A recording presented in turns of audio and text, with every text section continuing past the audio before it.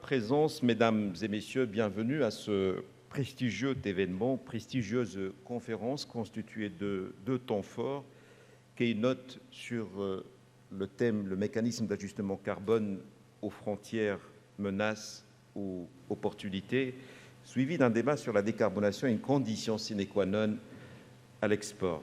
Merci vivement à toutes les personnes présentes avec nous, aux partenaires organisateurs de cet événement, aux panélistes qui vont se succéder pour enrichir le thème d'aujourd'hui, thème aussi crucial que d'actualité. Mesdames et messieurs, le Parlement européen a voté une résolution sur le mécanisme d'ajustement carbone aux frontières. Cet instrument permet à l'Union européenne d'imposer ses normes environnementales aux entreprises étrangères exportant sur son territoire. La décarbonation concernant le Maroc est directement impliquée par ce nouveau mécanisme, d'autant plus que l'Union européenne constitue un grand marché stratégique pour les produits marocains. En effet, ce marché incarne plus de 60% des échanges commerciaux. La décarbonation devient dans ce contexte essentielle pour l'exportation, surtout dans un contexte aussi de prise de conscience croissante des enjeux environnementaux à l'échelle mondiale. Pour le Maroc, cela peut seulement couvrir dans un premier temps certains marchés, mais aussi par la suite couvrir d'autres périmètres, d'autres secteurs, et bien entendu, ça impacte, comme je l'ai dit précédemment, sa compétitivité. Qu'en est-il alors de la préparation des entreprises marocaines face à ce nouveau mécanisme? Quel parcours et quelle échéance? C'est pour débattre, répondre à ces questions et à bien d'autres que nous sommes aujourd'hui entourés d'intervenants et d'experts sur le sujet. Mais dans un premier temps, la parole est à M. Loïc Jeguer-Hubert, directeur général d'Engie Afrique du Nord, keynote sur le thème « Le mécanisme d'ajustement carbone aux frontières, menaces ou opportunités ». Sous vos applaudissements, mesdames et messieurs.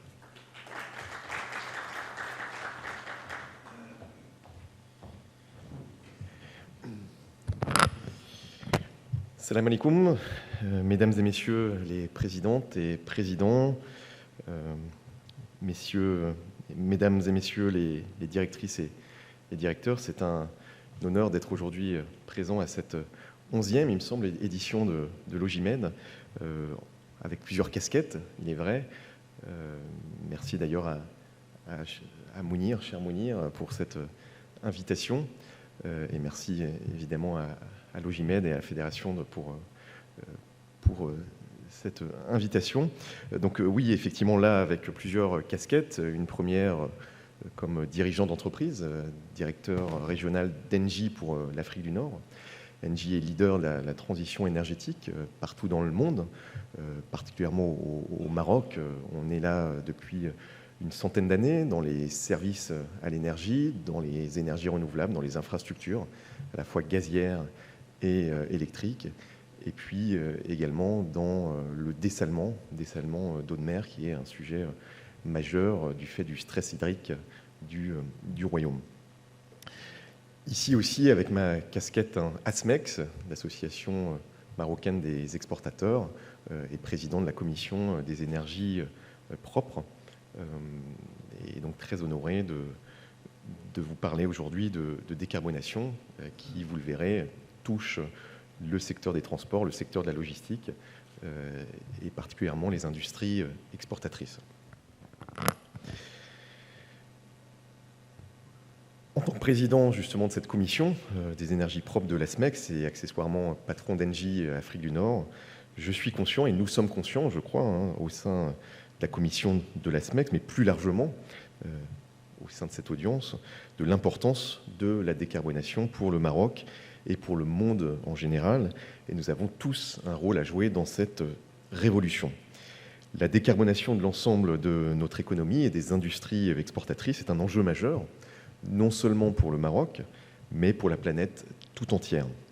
Nous sommes ainsi tous clairvoyants, j'en suis sûr, des effets dévastateurs du changement climatique, du dérèglement climatique, et de la nécessité d'agir pour limiter son impact sur notre environnement et notre économie.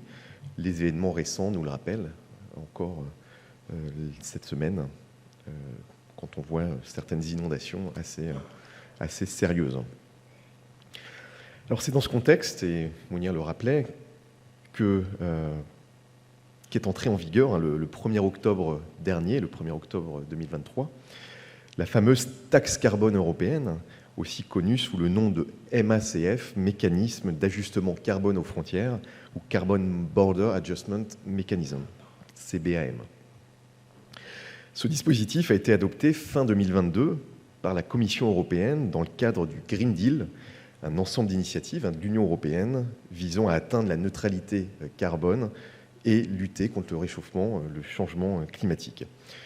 L'Union européenne étend ainsi ses normes environnementales aux entreprises exportant sur son territoire pour qu'elles payent indirectement le prix de leurs émissions de gaz à effet de serre.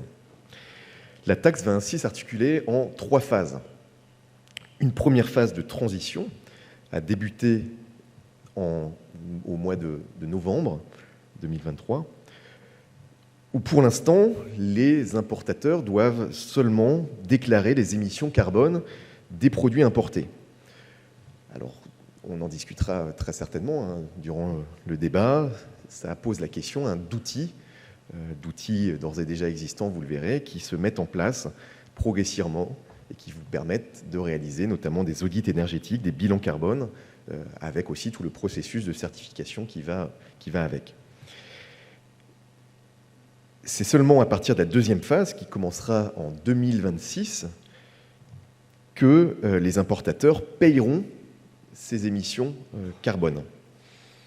De l'amont à l'aval, et c'est ça qui est extrêmement important, c'est-à-dire que les matières premières seront intégrées, la logistique, le transport, et donc c'est bien pour ça que je suis là aujourd'hui avec ces différentes casquettes, parce que ce sera impactant sur toute la chaîne, y compris la partie transport et logistique. Enfin, et c'est presque la date la plus importante, ce dispositif pourra être étendu à d'autres catégories de biens dès 2034. Alors qu'est-ce que ça implique pour nous, pour vous, et pour nous exportateurs, et pour le Maroc en général? Pour l'instant, je vous le disais, seulement certains secteurs seront concernés.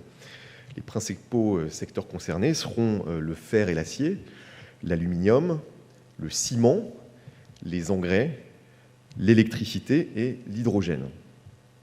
Donc pour cette première échéance de 2026-2034, cette phase déclarative.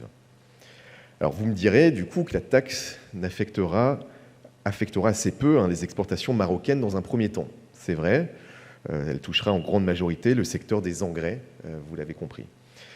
Néanmoins, et Mounir le disait, le rappelait, 65% des exportations marocaines sont à destination aujourd'hui de l'Union européenne. Le marché européen est donc plus qu'essentiel pour le Maroc. Et donc si nous ne nous adaptons pas rapidement, en décarbonant nos exportations, cette mesure elle va clairement freiner les échanges et donc entraîner un manque à gagner pour les exportateurs marocains. Les entreprises et des secteurs entiers pourraient être à terme en difficulté, ce qui entraînera des conséquences très négatives sur l'économie marocaine dans son ensemble et notamment sur les emplois. Là, je vous parle de l'Union européenne, mais on entend déjà d'autres régions du monde, d'autres grands pays, grandes nations, également se poser la question de mettre en place ce type de mécanisme aux frontières. Donc c'est bien une réflexion globale à avoir, et même le Maroc, vous le savez très certainement, se pose la question d'une réciprocité et de la mise en œuvre aussi d'une taxe carbone. Alors ce raisonnement est sûrement contre-intuitif, mais cette taxe, ou ces taxes au pluriel, ne doivent pas être vues comme une menace ou un risque, mais plutôt comme une opportunité pour accélérer notre décarbonation. Et ces taxes doivent même être vues comme une chance, car le Maroc et ses entreprises ont un énorme potentiel dans la course mondiale à la décarbonation. Et nous en discuterons très certainement ces prochaines minutes. De cette façon, qu'est-ce que les exportateurs marocains peuvent faire dès maintenant pour s'adapter à cette taxe? Vous l'avez compris, ce dispositif est progressif et de plus en plus de secteurs seront concernés avec cette échéance en 2034 où d'autres secteurs pourront être ouverts. Sauf que 2026 ou 2034, c'est demain ou après-demain et donc ça se prépare dès aujourd'hui. Concrètement, hein, pour parler concret, les importateurs européens devront acheter auprès des autorités nationales des certificats dont le prix sera indexé au CO2, sera indexé sur celui du CO2 hein, au sein du marché européen du carbone. Le nombre de ces certificats pour chaque entreprise dépendra évidemment de ses émissions de CO2 lors de la production des biens concernés et sur toute la chaîne, hein, allant des matières premières utilisées jusqu'au transport en passant par la logistique. Pour comptabiliser ces émissions, les exportateurs marocains devront transmettre leurs données aux importateurs européens. Cette démarche est essentielle car si ces données ne sont pas transmises, les importateurs devront appliquer des valeurs par défaut et donc de facto beaucoup plus élevées. Donc si vous ne l'avez pas encore fait, et même si vos exportations ne sont pas encore soumises à la taxe, il est grand temps, il sera progressivement grand temps de mener un audit de votre empreinte carbone. Et on pourra en parler aujourd'hui, hein, beaucoup d'entreprises se positionnent sur ce créneau d'audit carbone. Par ailleurs, et plus généralement, comment pouvons-nous relever le défi de cette décarbonation ? Les chantiers, en réalité, sont tout aussi variés que titanesques. Et donc, on se pose souvent la question, hein, et les entreprises qu'on rencontre, hein, qu'elles soient petites, moyennes ou grandes, nous disent généralement, mais par où commencer ? Avant toute chose, il est important de souligner que la décarbonation ne peut pas être envisagée de manière isolée. Elle doit être considérée comme un aspect systémique et global de la transformation de nos économies.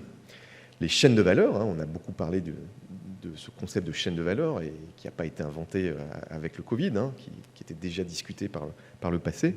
Les chaînes de valeur, évidemment, elles jouent un rôle crucial dans la décarbonation des industries et des industries exportatrices notamment. Il est ainsi nécessaire de promouvoir une approche à la fois collective, collaborative, concertée entre les acteurs des diverses chaînes de valeur industrielles pour maximiser l'efficacité des efforts de décarbonation. De cette façon, la mise à niveau des secteurs est un élément clé pour la décarbonation des industries exportatrices. Ces industries doivent être équipées, en réalité, des technologies les plus modernes et les plus propres pour réduire leur empreinte carbone.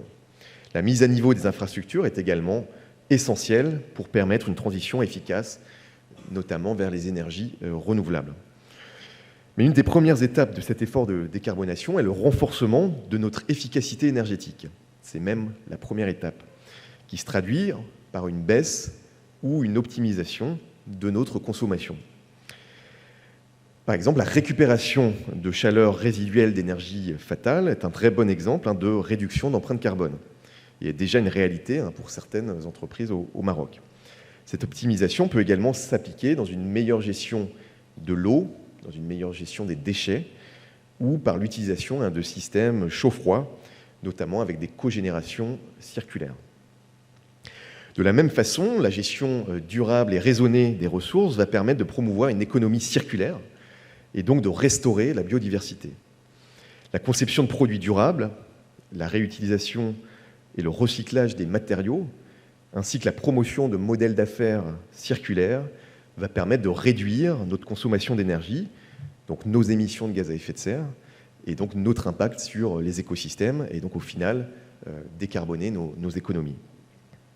Il faut bien se dire, et je suppose qu'il y a des experts de l'économie circulaire dans la salle, que l'économie circulaire, ce n'est pas seulement le recyclage, c'est aussi le surcyclage, ce qu'on appelle le upcycling, c'est-à-dire la récupération des matériaux ou des produits dont on n'a plus l'usage afin de les transformer en matériaux ou produits de qualité ou d'utilité supérieure, cette notion de upcycling, surcyclage. Vous avez aussi de plus en plus la notion de restructuration, revamping, c'est-à-dire un ensemble d'interventions sur une installation industrielle existante pour améliorer ses performances ou l'adapter à des nouvelles contraintes, à des nouvelles exigences techniques ou réglementaires. On en parle, notamment cette notion de revamping en Europe, par exemple, sur le débat que vous avez avec les voitures électriques qui coûtent encore très cher, qui ne peuvent pas être achetées par une grande majorité de la population, en tout cas pas à court terme. Et donc de plus en plus d'entreprises se positionnent sur le créneau du revamping, d'en fait de transformer des voitures existantes roulant au gasoil, au diesel, en voiture électrique pour un coût quasi dérisoire, hein. On parle entre 2 000 et 4 000 euros, hein, pour changer une voiture de fonction ou un utilitaire en une voiture similaire. On garde exactement la même voiture, le même utilitaire, en une voiture électrique. Donc beaucoup plus vertueux, puisque vous n'avez pas besoin d'acheter un véhicule électrique. Donc ça, c'est cette notion de restructuration, revamping. Par ailleurs, les énergies renouvelables jouent un rôle crucial dans la décarbonation et la transition vers une économie circulaire. Les énergies telles que l'énergie solaire, l'énergie éolienne, mais aussi hydraulique, géothermique ou biomasse sont renouvelables et n'émettent quasiment pas de gaz à effet de serre. Elles sont également souvent produites localement, réduisant ainsi les coûts de transport et créant des emplois locaux. C'est donc aussi une formidable opportunité pour le Maroc de relocalisation d'industrie. L'accélération du déploiement des énergies renouvelables est donc une brique absolument essentielle de notre décarbonation. Nous y travaillons évidemment, notamment avec la Fédération de l'énergie ou avec les clusters qui sont nombreux. D'autant plus que le Maroc a un fort potentiel en matière d'énergie renouvelable, vous le savez, notamment le solaire et l'éolien, sans même parler du vecteur hydrogène, à la fois vert et blanc, le fameux hydrogène naturel, présent naturellement dans le sous-sol. Et vous ne le savez peut-être pas, mais le Maroc fait partie du top 5 mondial possédant de l'hydrogène naturel dans ses sous-sols, couplé potentiellement à de l'hélium, ce qui ferait une pierre deux coups, puisqu'il ne faudrait pas qu'il soit couplé à du méthane, puisque ça rejetterait du méthane dans l'atmosphère. Celui marocain pourrait être couplé à de l'hélium, qui est extrêmement valorisé et valorisable dans un certain nombre d'industries. Le Maroc est déjà donc sur la bonne voie et a réalisé déjà des efforts importants ces dernières années, mais ils doivent être poursuivis, accélérés, vous le savez. D'ailleurs, Engie est un partenaire incontournable de la transition énergétique au Maroc. Grâce à de nombreux sites renouvelables, nous accompagnons le Maroc pour qu'il atteigne son objectif de 52% d'énergie renouvelable dans son mix énergétique d'ici 2030. Parlons aussi mobilité, j'en ai déjà un petit peu parlé il y a quelques secondes. La mobilité durable est un autre chantier important de notre décarbonation. À titre d'exemple, l'introduction de flottes de véhicules électriques dans certaines entreprises peut réellement réduire les émissions de gaz à effet de serre des déplacements professionnels. Bien sûr, les petits véhicules comme les gros véhicules, les camions et autres moyens de véhiculer des marchandises.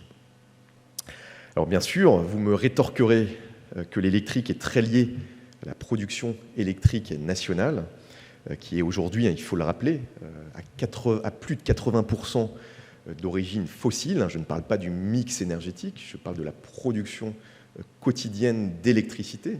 Je ne parle même pas des carburants. Production électrique nationale est aujourd'hui à plus de 80% fossile au Maroc. Voilà pourquoi je vous dis qu'il s'agit d'une transformation systémique. Agir sur le mix énergétique, c'est agir aussi sur les usages et permettre justement la transformation de certains pans de l'économie, dont la mobilité durable. Par ailleurs, l'adoption des solutions digitales avancées pour la gestion, la surveillance et la maintenance des processus industriels va permettre d'améliorer l'efficacité opérationnelle tout en réduisant la consommation d'énergie. C'est par exemple déjà le cas dans le secteur de l'énergie, notamment avec des smart grids, pour optimiser les mailles du réseau électrique, ou avec des systèmes de management de l'énergie qui permettent d'améliorer considérablement les performances énergétiques, notamment des bâtiments et des bâtiments industriels. Enfin, rien de tout cela ne serait possible sans des objectifs de R&D ambitieux qui vont permettre évidemment de stimuler l'innovation. C'est dans cette dynamique que pourront émerger des solutions toujours plus novatrices et durables qui vont nous permettre de relever le défi de la décarbonation. Donc, comme vous le voyez, tous ces éléments sont étroitement interconnectés. Les chantiers de la décarbonation sont également très nombreux et je pourrais en citer encore beaucoup d'autres. On en évoquera certainement d'autres dans les prochaines minutes. Et les champs d'application, vous le voyez, sont presque infinis. C'est à nous tous, en tout cas, et notamment aux industriels, d'initier ce cercle vertueux de la décarbonation, évidemment avec le secteur public, mais c'est vraiment un travail à mener en commun, main dans la main. Engie a d'ailleurs ce savoir-faire pour soutenir ces efforts de décarbonation en proposant des solutions durables, innovantes, adaptées à tous les besoins et sur l'ensemble de la chaîne de valeur grâce justement à cette approche systémique. Et mesdames et messieurs, c'est aussi très important de le rappeler, le Maroc a toutes les clés en main pour réussir sa décarbonation.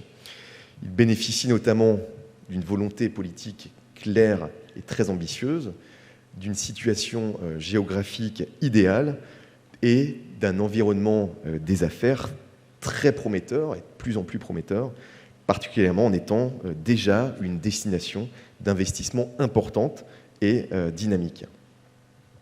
Par ailleurs, la décarbonation industrielle ne se limite pas à une simple aspiration environnementale, elle est également synonyme de performance et d'efficacité économique. Le Maroc a donc, encore une fois, tout intérêt à décarboner son économie. Les entreprises marocaines ont les moyens de faire de leur décarbonation un levier d'attractivité, de compétitivité, pour répondre aux besoins croissants des consommateurs pour des produits durables et du même coup renforcer leur stratégie de croissance et d'exportation.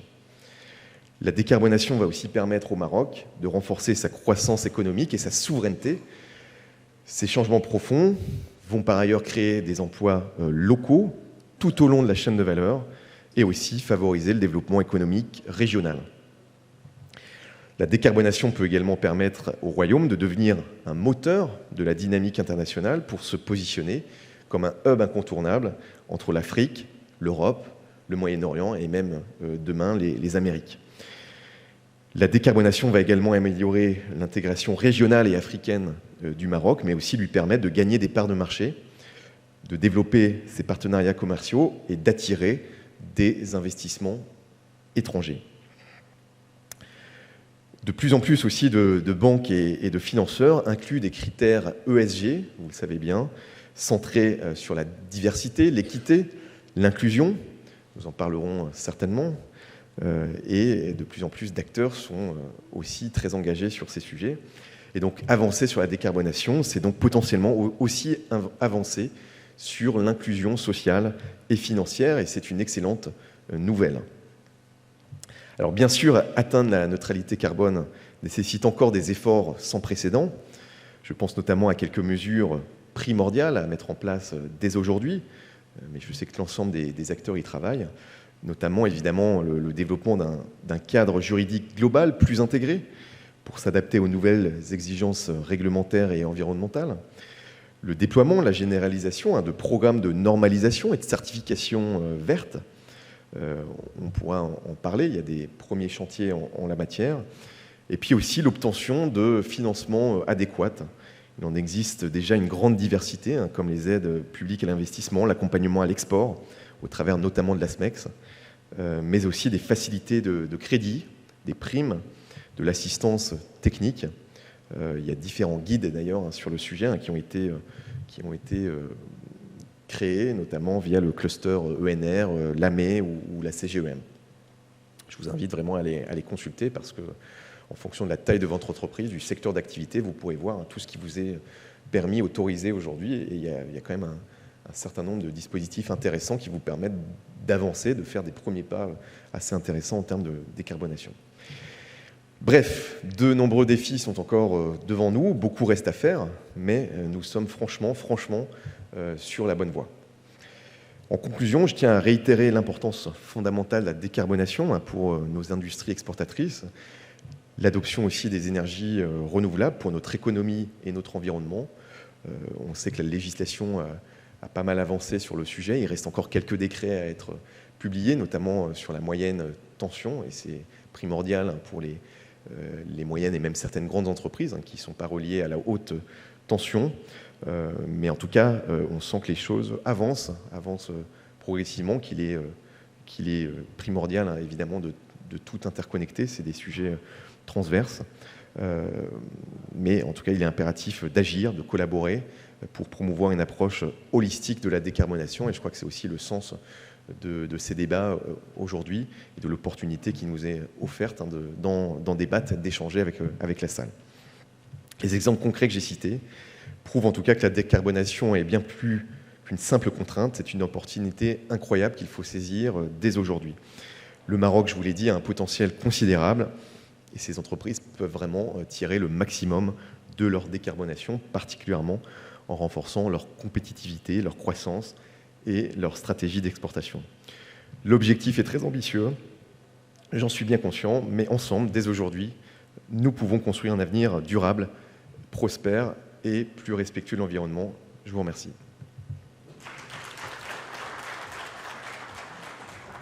Merci Loïc, je vais vous garder avec moi quelques instants pour rappeler votre fonction. Vous agissez au niveau d'Engie, qui est un opérateur mondial qui penche sur ces problématiques de décarbonation, aussi de rationalisation des énergies. Vous êtes aussi confronté à la problématique terrain. Vous agissez dans le cadre d'une commission au sein de la SMEX et cette fois-ci dans le cadre d'exportateurs, c'est-à-dire très impliqués dans le process de décarbonation, de rationalisation et surtout de garder le positionnement du Maroc en tant qu'exportateur à destination de l'Europe. Vous avez parlé des enjeux majeurs de la décarbonation, parce qu'en fait, il y a une nécessité qui n'est pas que nationale, elle est mondiale. Il y a un dérèglement climatique et d'où l'émergence de cette taxe carbone. Vous avez parlé de quelque chose d'holistique, de systémique, c'est-à-dire que c'est une problématique qui ne touche pas qu'un secteur, mais des partenaires, pas qu'une chaîne de valeur, mais des chaînes de valeur qui doivent réfléchir d'une manière collective. Vous avez parlé de la logique écosystémique et des priorités de secteurs, c'est-à-dire qu'il y a des secteurs beaucoup plus prioritaires, confrontés à cette problématique par rapport à d'autres et de la démarche déclarative. Je voudrais vous poser quelques questions. Vous avez parlé de la rationalité. Qu'en est-il? Parce que vous dressez un tableau très exhaustif. Vous parlez de la digitalisation, de la R&D, de l'innovation, qui sont aussi des composantes majeures pour que nous puissions avancer sur ces sujets-là. Qu'en est-il de l'état des lieux au Maroc? Deuxième sujet, qui est la maturité des secteurs. Y a-t-il des secteurs plus matures que d'autres? Et un sujet qui revient souvent, le financement. Y a-t-il des dispositifs d'accompagnement et de financiarisation de ces projets? Merci. Je ne sais pas si vous avez retenu les questions, sinon je les répète. Non, bah non. non. Si. De toute façon, si je n'y réponds pas, c'est que je n'ai pas la réponse. Je suis là pour te les rappeler, mon cher Aïd. Non, sur l'état des lieux, peut-être oui. D'abord, alors, comme c'est un sujet majeur, c'est de plus en plus évidemment évoqué dans un certain nombre d'instances qui évoquent cet état des lieux. Déjà, les ministères, donc on échange beaucoup avec les ministère de l'Investissement, ministère du Commerce et de l'Industrie, ministère de l'Énergie en ce qui me concerne, puisque vous voyez que l'énergie est un gros pan de ce phénomène de décarbonation. Donc déjà, à l'échelon des ministères, il y a cette prise de conscience. Ensuite, à l'échelon des fédérations et des clusters, c'est une problématique qui est véritablement prise très au sérieux, notamment par les secteurs les plus concernés, au Maroc notamment le secteur des engrais, mais demain le secteur de l'électricité, de l'hydrogène, qui sera exporté, comme vous le savez, à des horizons 2030-2035. Donc en fait, l'état des lieux, il se fait progressivement via les différentes filières, il se fait aussi à l'intérieur des entreprises. Alors vous me direz, avec des entreprises qui ont plus ou moins les moyens, qui sont plus ou moins contraintes, certaines entreprises doivent déjà fournir aux autorités des audits énergétiques en fonction de leur consommation d'énergie. Mais vous avez d'autres entreprises qui se disent non, moi je rentre malgré tout, même si je ne rentre pas dans cette consommation d'énergie qui m'oblige à faire ces audits énergétiques, je rentre malgré tout dans une réflexion un peu globale. Et donc je fais appel à des cabinets dont c'est le métier d'accompagner. Engie en fait partie, alors plutôt pour des grands groupes internationaux qui sont multisites. On accompagne au Maroc Forestia, on accompagne l'OCP, Danone, on accompagne évidemment l'État ou certaines régions dans des espèces de master plans qui vont leur permettre déjà de faire un diagnostic interne et puis ensuite de leur proposer toute une série de plans d'action. Le but n'est pas ensuite forcément de travailler avec eux et pour eux, c'est selon la taille des projets bien évidemment, mais de les orienter ensuite vers une série de métiers, d'entreprises capables d'intervenir sur toute la chaîne et tout leur processus industriel en termes d'efficacité énergétique, en termes de gestion des déchets, gestion de l'eau, gestion intelligente de leur réseau, gestion évidemment connectivité à des énergies renouvelables, autoproduction, autoconsommation, corporate PPA, etc. Donc un certain nombre d'outils qui existent déjà. Donc la maturité est en fait très dépendante fédérations ou des métiers les plus... Tu veux dire qu'elle est variable en fonction des secteurs et des tailles d'entreprise? Exactement. D'accord. Mais on a aussi des petites entreprises. Hein. C'est pas parce que vous êtes tout petit que vous n'y réfléchissez pas. Donc on a parfois des TPE ou des PME qui viennent nous voir pour tester des idées avec nous. Et là, c'est même, on les reçoit presque bénévolement. On n'est pas spécialement là pour faire que de l'argent. Et donc, on échange bien volontiers, y compris avec des très petites entreprises, sur des solutions qui peuvent parfois être des bonnes idées, mais pas forcément prioritaires, parce qu'on leur donnera des idées un peu d'impact sur telle ou telle idée. Et sur les outils de financement, effectivement, ils sont aujourd'hui nombreux, alors soit portés par des banques à l'échelle individuelle. C'est pour ça qu'avec la SMEX, on organise souvent des rencontres portées aussi par des banques qui viennent présenter leurs outils de financement. De plus en plus de fonds aussi qui s'intéressent à ce type de créneaux et qui accompagnent notamment les PME, pas uniquement les grandes entreprises.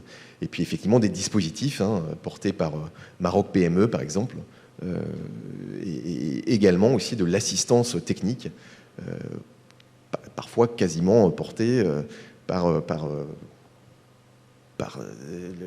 exemple la Banque mondiale, à de l'assistance technique quasiment gratuite, ou en tout cas très peu chère pour les entreprises concernées, quoi.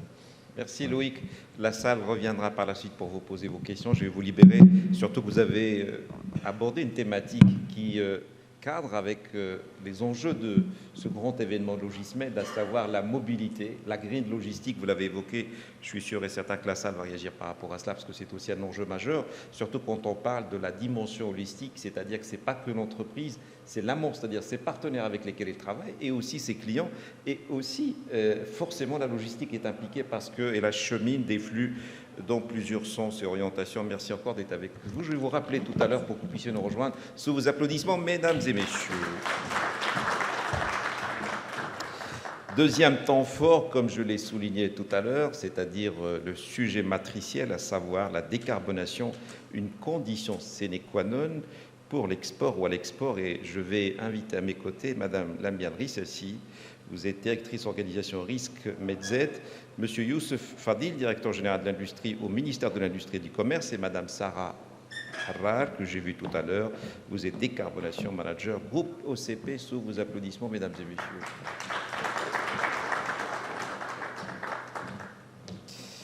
Je pense, mesdames et messieurs, d'abord, merci d'être avec nous. Vous étiez nourris par ce panorama qui était très exhaustif, serein, délivré par un expert au niveau international.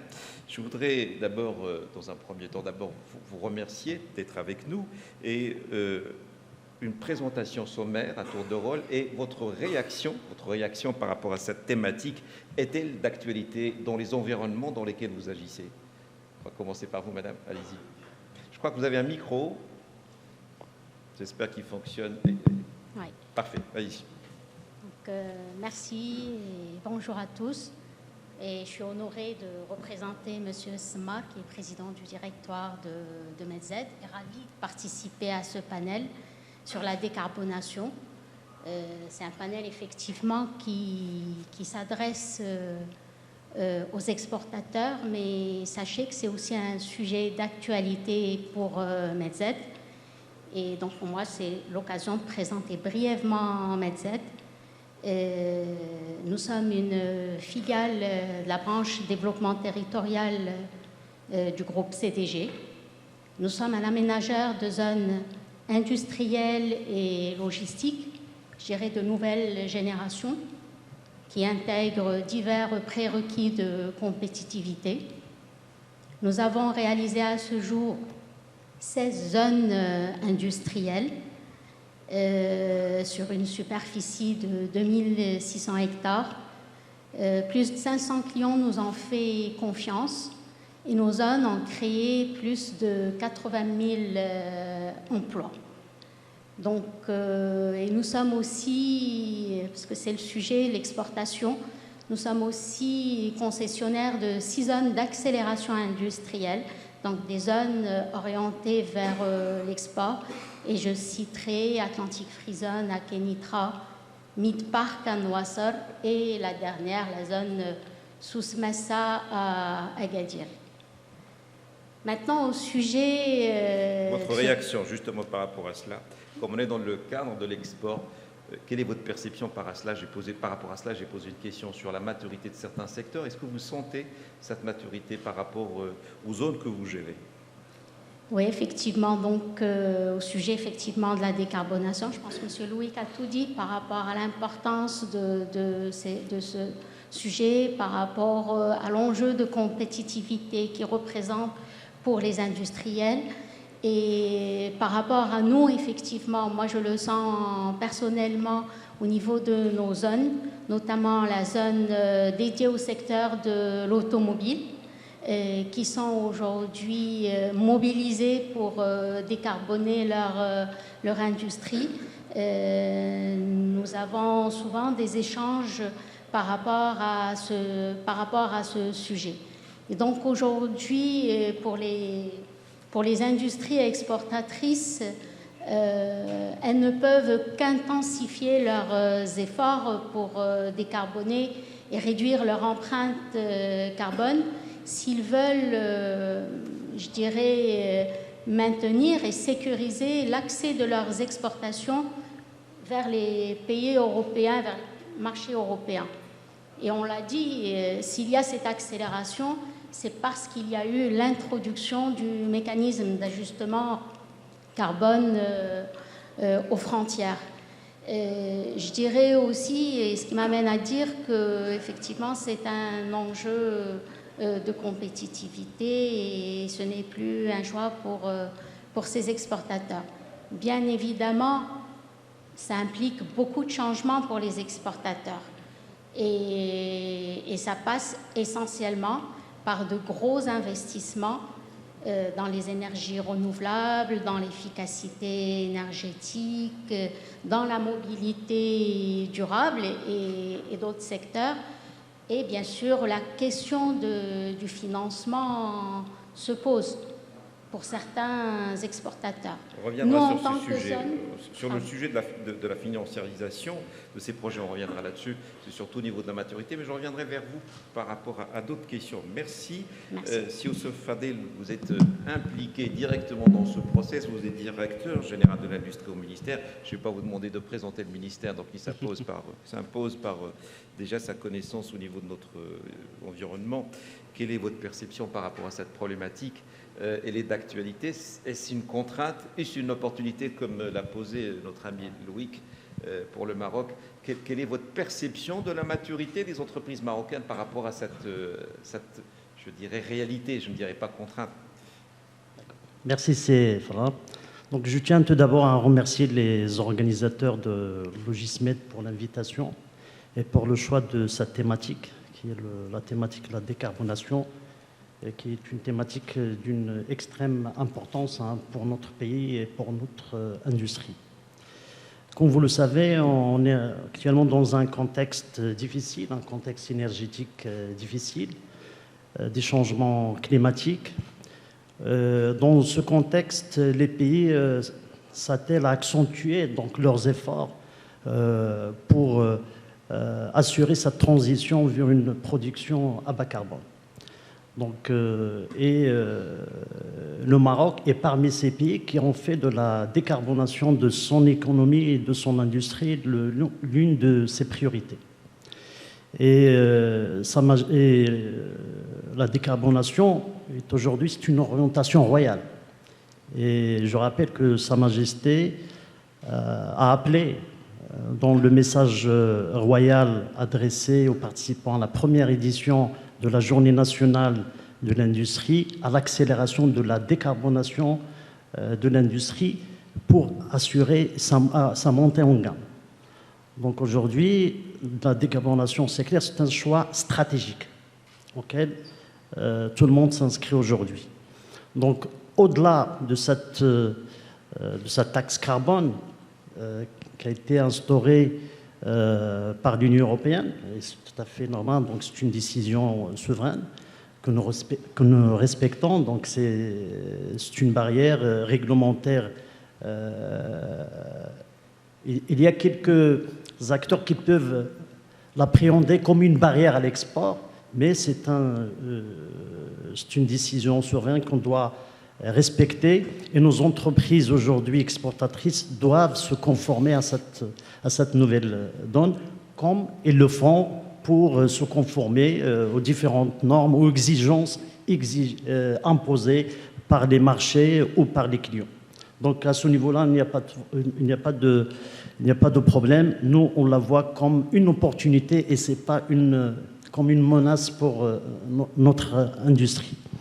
Donc la décarbonation aujourd'hui, c'est une opportunité pour nos entreprises, hein, pour le secteur industriel d'une manière générale, pour améliorer sa compétitivité.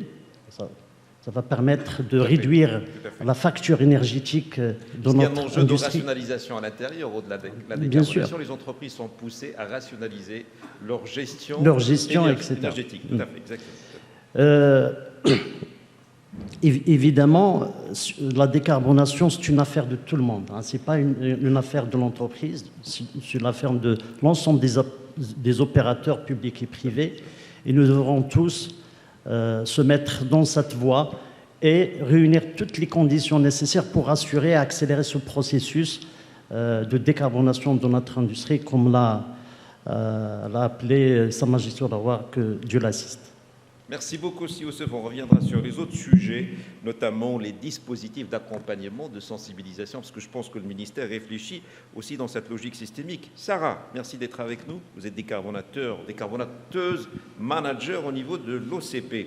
Votre sensibilité par rapport à la problématique, je vais vous épargner de présenter l'OCP, parce que en fait, c'est un acteur majeur nationalement parlant, continentalement parlant aussi.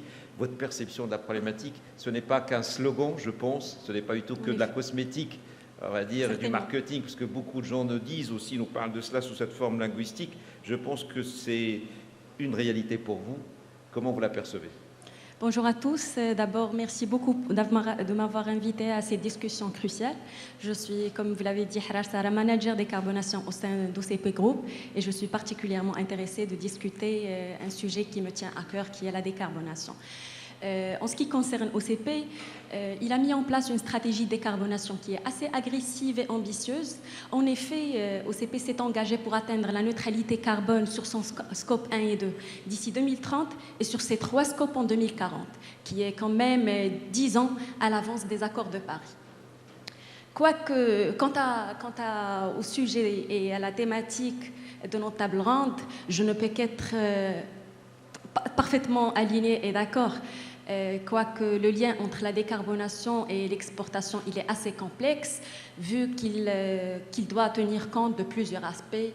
D'abord, l'évolution des réglementations environnementales. Nous avons remarqué dernièrement qu'ils ont connu une progression très très rapide, passant de simples mesures à des politiques intégrées et complexes, comme des taxes carbone, des systèmes d'échange de quotas, ce qui va augmenter le coût de production pour les exportateurs. Dans la même continuité, on retrouve aussi les mécanismes d'ajustement aux frontières, dont on a parlé juste à la keynote.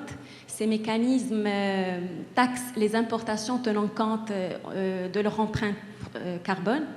Et les pays qui sont moins avancés dans la décarbonation voient leur production et leurs produits se faire appliquer des tarifs plus élevés pour accéder à des marchés étrangers plus développés et par conséquent impacter leur compétitivité. La décarbonation, elle peut également affecter les supply chains mondiales, dont on a aussi parlé tout à l'heure. Toute entreprise cherchant à réduire son empreinte carbone aujourd'hui, elle va favoriser bien évidemment des fournisseurs durables et par conséquent, ça va influencer... Justement, Sarah, il y a le dispositif législatif dont vous parlez qui est changeant, qui est très, je dirais, variable en fonction des contextes d'émission et d'exportation. La problématique qu'a soulevée tout à l'heure Loïc, qui est holistique. Comment agit l'OCP dans cet environnement? Parce qu'en fait, ce n'est pas que l'OCP, c'est les partenaires de l'OCP qui doivent aussi quelque part rentrer dans cette logique d'ensemble. Comment ça se passe au niveau de l'OCP? Comment vous gérez cela? Aujourd'hui, nous avons bien évidemment commencé par un diagnostic pour identifier les hotspots de nos émissions. Tenant compte de ceci, il y a les purchased goods and services qui représentent une portion très très importante dans notre empreinte et qui, par conséquent, nous a obligés d'aller voir et de prioriser bien évidemment des fournisseurs qui sont plus durables, qui sont plus aware de sujet de la décarbonation et de son importance.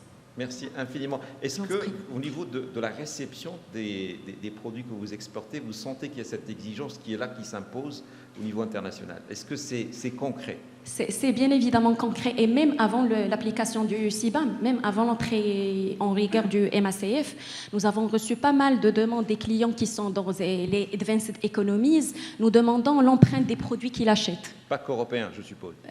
Majoritairement européens. Majoritairement européens. Merci beaucoup, Sarah, de cette précision. Alors, je vais revenir vers Lamia sur les dispositifs. Vous gérez un écosystème d'entreprises. Maintenant, la question, c'est vos contributions, c'est-à-dire quel dispositif. Je pense qu'il y a la problématique de l'existence du dispositif, c'est la question que je poserai à Youssef aussi, et la communication, c'est-à-dire rendre ce dispositif perceptible et surtout communicable à l'ensemble des destinataires. Comment vous vivez cela? Parce que Loïc aussi tout à l'heure en a parlé, certaines régions, certaines entreprises ne perçoivent pas encore l'utilité et l'urgence de cette réalité. Vous avez toujours un micro, on ne l'a pas enlevé. Donc, nous, à MedZ, on est conscient de cet enjeu et on est conscient qu'aujourd'hui, désormais, s'installer dans une zone industrielle favorisant la décarbonation va devenir un critère déterminant pour les exportateurs. Donc, nous ne pouvons qu'agir et justement, nous avons saisi pleinement cette opportunité pour nous engager dans la transition vers des zones industrielles bas carbone. Pour nous, cette transition va permettre de générer des effets positifs pour la zone industrielle, mais aussi pour les industriels qui s'installent dans nos zones. Comment? En incitant, parce que par rapport à nous, oui, on peut décarboner toute notre activité, mais on ne représente pas, je dirais, comme je le dis en interne, on est epsilon par rapport à tous les industriels qui s'installent chez nous si on veut décarboner nos zones.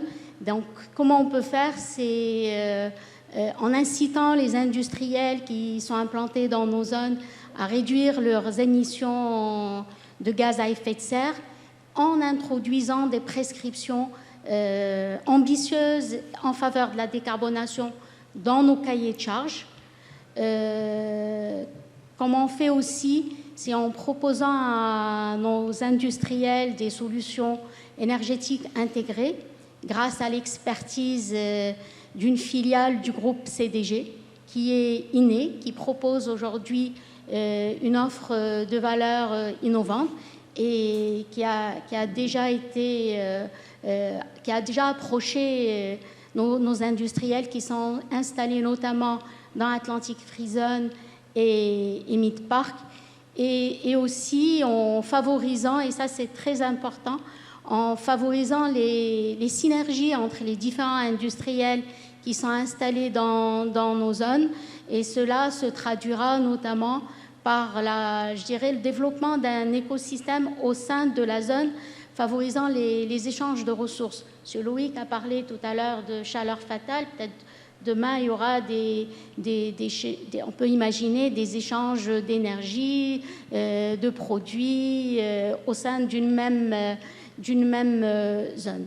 Donc voici comment nous envisageons de contribuer à la décarbonation de nos zones et surtout les zones, comme je l'ai dit, d'accélération industrielle qui sont orientées vers l'export. Merci beaucoup. Je reviendrai vers vous sur d'autres aspects. Si Youssef, vous êtes au cœur du dispositif de réflexion sur l'accompagnement et comment vous le faites, parce que vous êtes dans un organe administratif, il y a un écosystème qui agit aussi dans ces rôles de sensibilisation. Je pense à l'AME, je pense à d'autres organes. Comment d'abord vous coordonnez pour que vous puissiez avoir un discours qui va dans la même orientation, ce qui n'est pas simple. Comment vous coordonnez, quel dispositif, d'une manière pertinente, donc s'adresse aux entreprises. Ces entreprises sont variées dans leur taille, dans leur secteur, dans leur région. Il y a des sensibilités, à mon avis, plus accrues dans certaines zones industrielles, comme le disait Madame, par rapport à d'autres. Comment vous réagissez par rapport à cela? Prenez votre temps, hein, parce que Oui, la oui. question est très complexe. Oui, bien sûr. C'est pas si évident De que toute ça. façon, bon, comme je l'avais dit, la décarbonation, c'est un axe stratégique pour nous. Donc le ministère, il a placé la thématique de la décarbonation dans ses priorités. Donc elle est non seulement un défi pour notre industrie, pour les exportations, mais c'est une opportunité pour améliorer la compétitivité dans nos secteurs industriels et pour promouvoir une image d'une destination industrielle neutre en carbone. Donc, pour cela, nous avons travaillé ces dernières années avec nos partenaires pour la mise en place d'un certain nombre de mesures à même de mettre à la disposition des différents secteurs industriels de moyens techniques et financiers pour se lancer dans ce processus de décarbonation. On sait que ce processus nécessite un certain nombre de moyens et d'investissements, et la décarbonation, elle s'opère à travers l'utilisation d'électricité verte, solaire et éolienne, à travers la mise en place d'un certain nombre d'actions d'efficacité énergétique, la substitution des combustibles fossiles, donc en faisant recours à de nouvelles technologies, l'hydrogène, le biomasse, etc. Tout à fait. Je voudrais juste vous interrompre parce que c'est vrai, Loïc l'a dit, nous sommes encore à une consommation qui est avoisine les 80% des énergies fossiles. C'est une réalité qu'il faut souligner. Actuellement, le Maroc est à 80% d'utilisation et de recours aux énergies fossiles. C'est-à-dire que la décarbonation, réellement, est-ce qu'elle a ce qu'on appelle un vrai impact dans le process de consommation? Je pense que la salle va réagir par rapport à cela. C'est un enjeu qui est crucial. Donc il faut encourager la substitution de ces combustibles et encourager également donc, le captage, la capture du CO2, donc le stockage et la valorisation du CO2. C'est ce qu'on oublie souvent, donc, parce qu'à partir du CO2, on peut créer de la valeur. Donc c'est pour cela, tout cela nécessite de l'investissement, des moyens, de l'expertise, de l'assistance technique. Donc c'est pour cela, donc, en 2021, nous avons lancé le premier programme pour justement accompagner les entreprises dans ce processus, en particulier les TPE. Donc, comme vous le savez tous, en 2021, nous avons lancé le programme Tower Croissance Verte, donc pour la période 2021-2023. Donc, je pense que c'était le premier programme destiné à accompagner nos entreprises dans ce domaine-là. Et ce programme a permis d'accompagner plus de 70 entreprises, c'est 73 précisément, donc 73 PME qui ont souhaité intégrer, donc investir dans les énergies renouvelables, mettre en place des plans d'action d'efficacité énergétique. Donc avec un investissement global de près de 260 millions de dirhams cet investissement a permis de créer quand même plus de 650 emplois, donc dans de nouvelles activités vertes. En plus de ce programme d'accompagnement qui a été clôturé en 2023, et certainement on est en train de l'évaluer, la réflexion est en cours pour mettre en place de nouveaux programmes, mais en plus de ça, il y a un volet qui est très important, ça a été cité tout à l'heure par M. Loïc, c'est l'innovation de la R&D. Donc on l'oublie souvent, donc l'innovation et de la R&D, c'est un levier important dans le processus de décarbonation à travers le développement de solutions technologiques innovantes qui peuvent servir à la décarbonation dans nos entreprises. Et là, donc, c'est l'occasion de rappeler le programme que nous avons lancé en septembre 2022. Donc, c'est le programme d'appui à l'innovation industrielle qui est financé à travers le Fonds de développement de soutien de l'innovation et qui peut financer des projets de R&D qui portent sur des sujets liés à la décarbonation. Et depuis l'année dernière, et parmi les projets que nous avons soutenus, il y a quelques projets qui ont porté sur ce sujet. Je pourrais citer deux exemples. Il y a un projet qui porte sur le développement d'un photobioréacteur pour la production des microalgues, donc destiné au captage du CO2 dans une unité industrielle. Et il y a également donc, la production de carburant recyclé à partir de la valorisation des déchets. Et pour vous dire qu'il y a déjà cette prise de conscience de la part d'un certain nombre d'entreprises qui ont lancé des projets, la réflexion pour développer des procédés décarbonés, etc. En plus de ça, et en lien avec les zones industrielles, parce que notre ambition au sein du ministère, c'est d'aller vers des zones éco-industrielles. Nous avons lancé, avec l'appui de la Banque mondiale, une étude qui porte sur 4 zones pilotes pour identifier les opportunités de décarbonation et de verdissement dans ces zones, afin de mettre en place des solutions qui peuvent être mutualisées par l'ensemble des entreprises au sein de ces zones-là. Donc il y a la zone Atlantique-Fraison, donc gérée par Medz. Il y a une zone au niveau de la région de Tanger, c'est la zone Morora. Il y a le Bouzneqa Park. Il y a une zone au niveau de la région de Souss-Massa. D'accord. Donc, parce que nous considérons, parce qu'au niveau de ces zones-là, il y a beaucoup de choses à mutualiser et qui peuvent être utilisées par les entreprises. Il y a une autre action sur laquelle nous avons travaillé, nous continuons à travailler, c'est de faciliter l'accès des entreprises aux énergies renouvelables.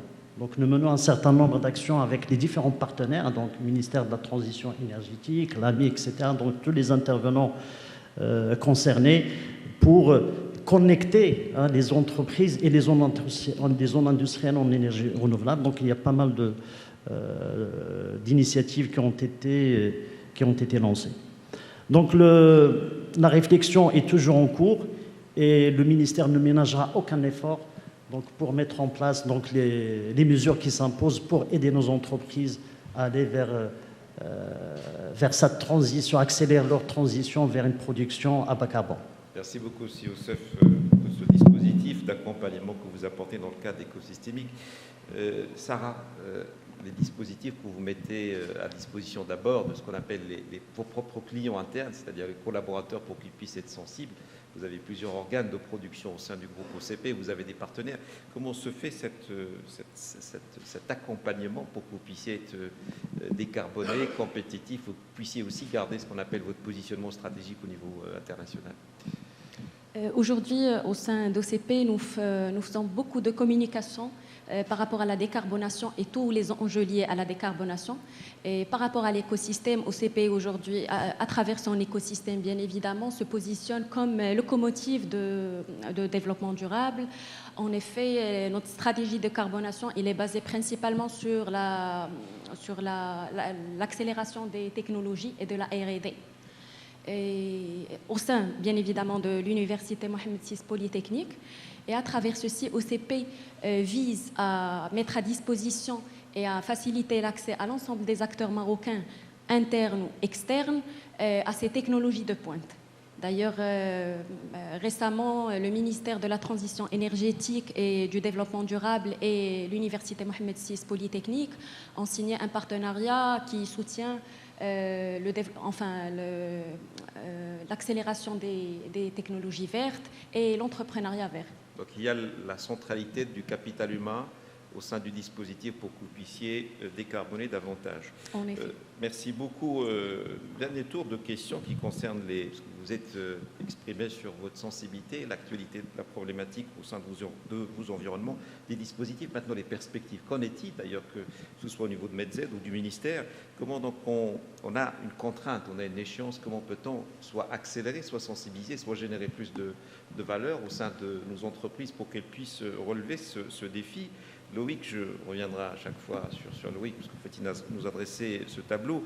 On parle d'opportunités, on ne parle pas de contraintes. Beaucoup d'entreprises peuvent avoir cet obstacle sémantique en disant attention, c'est aussi un organe limitatif, un organe ou une contrainte limitative dans nos exportations à l'international. Ça peut être une opportunité, ça dépend des perceptions, mais je pense que c'est incontournable. Donc il faut commencer à rationaliser, à décarboner. Quelle est votre sensibilité par rapport aux perspectives d'avenir, sachant qu'on a une échéance? À vous, Lamia. Oui, vous l'avez bien dit, c'est une opportunité, même pour nous en tant qu'aménageurs de zones industrielles, pour renforcer l'attractivité de nos zones et améliorer la compétitivité de la zone et celle, bien sûr, des des industriels qui s'implantent dans nos zones. Comme je l'ai annoncé, nous sommes aujourd'hui engagés dans la transition vers des zones industrielles bas carbone.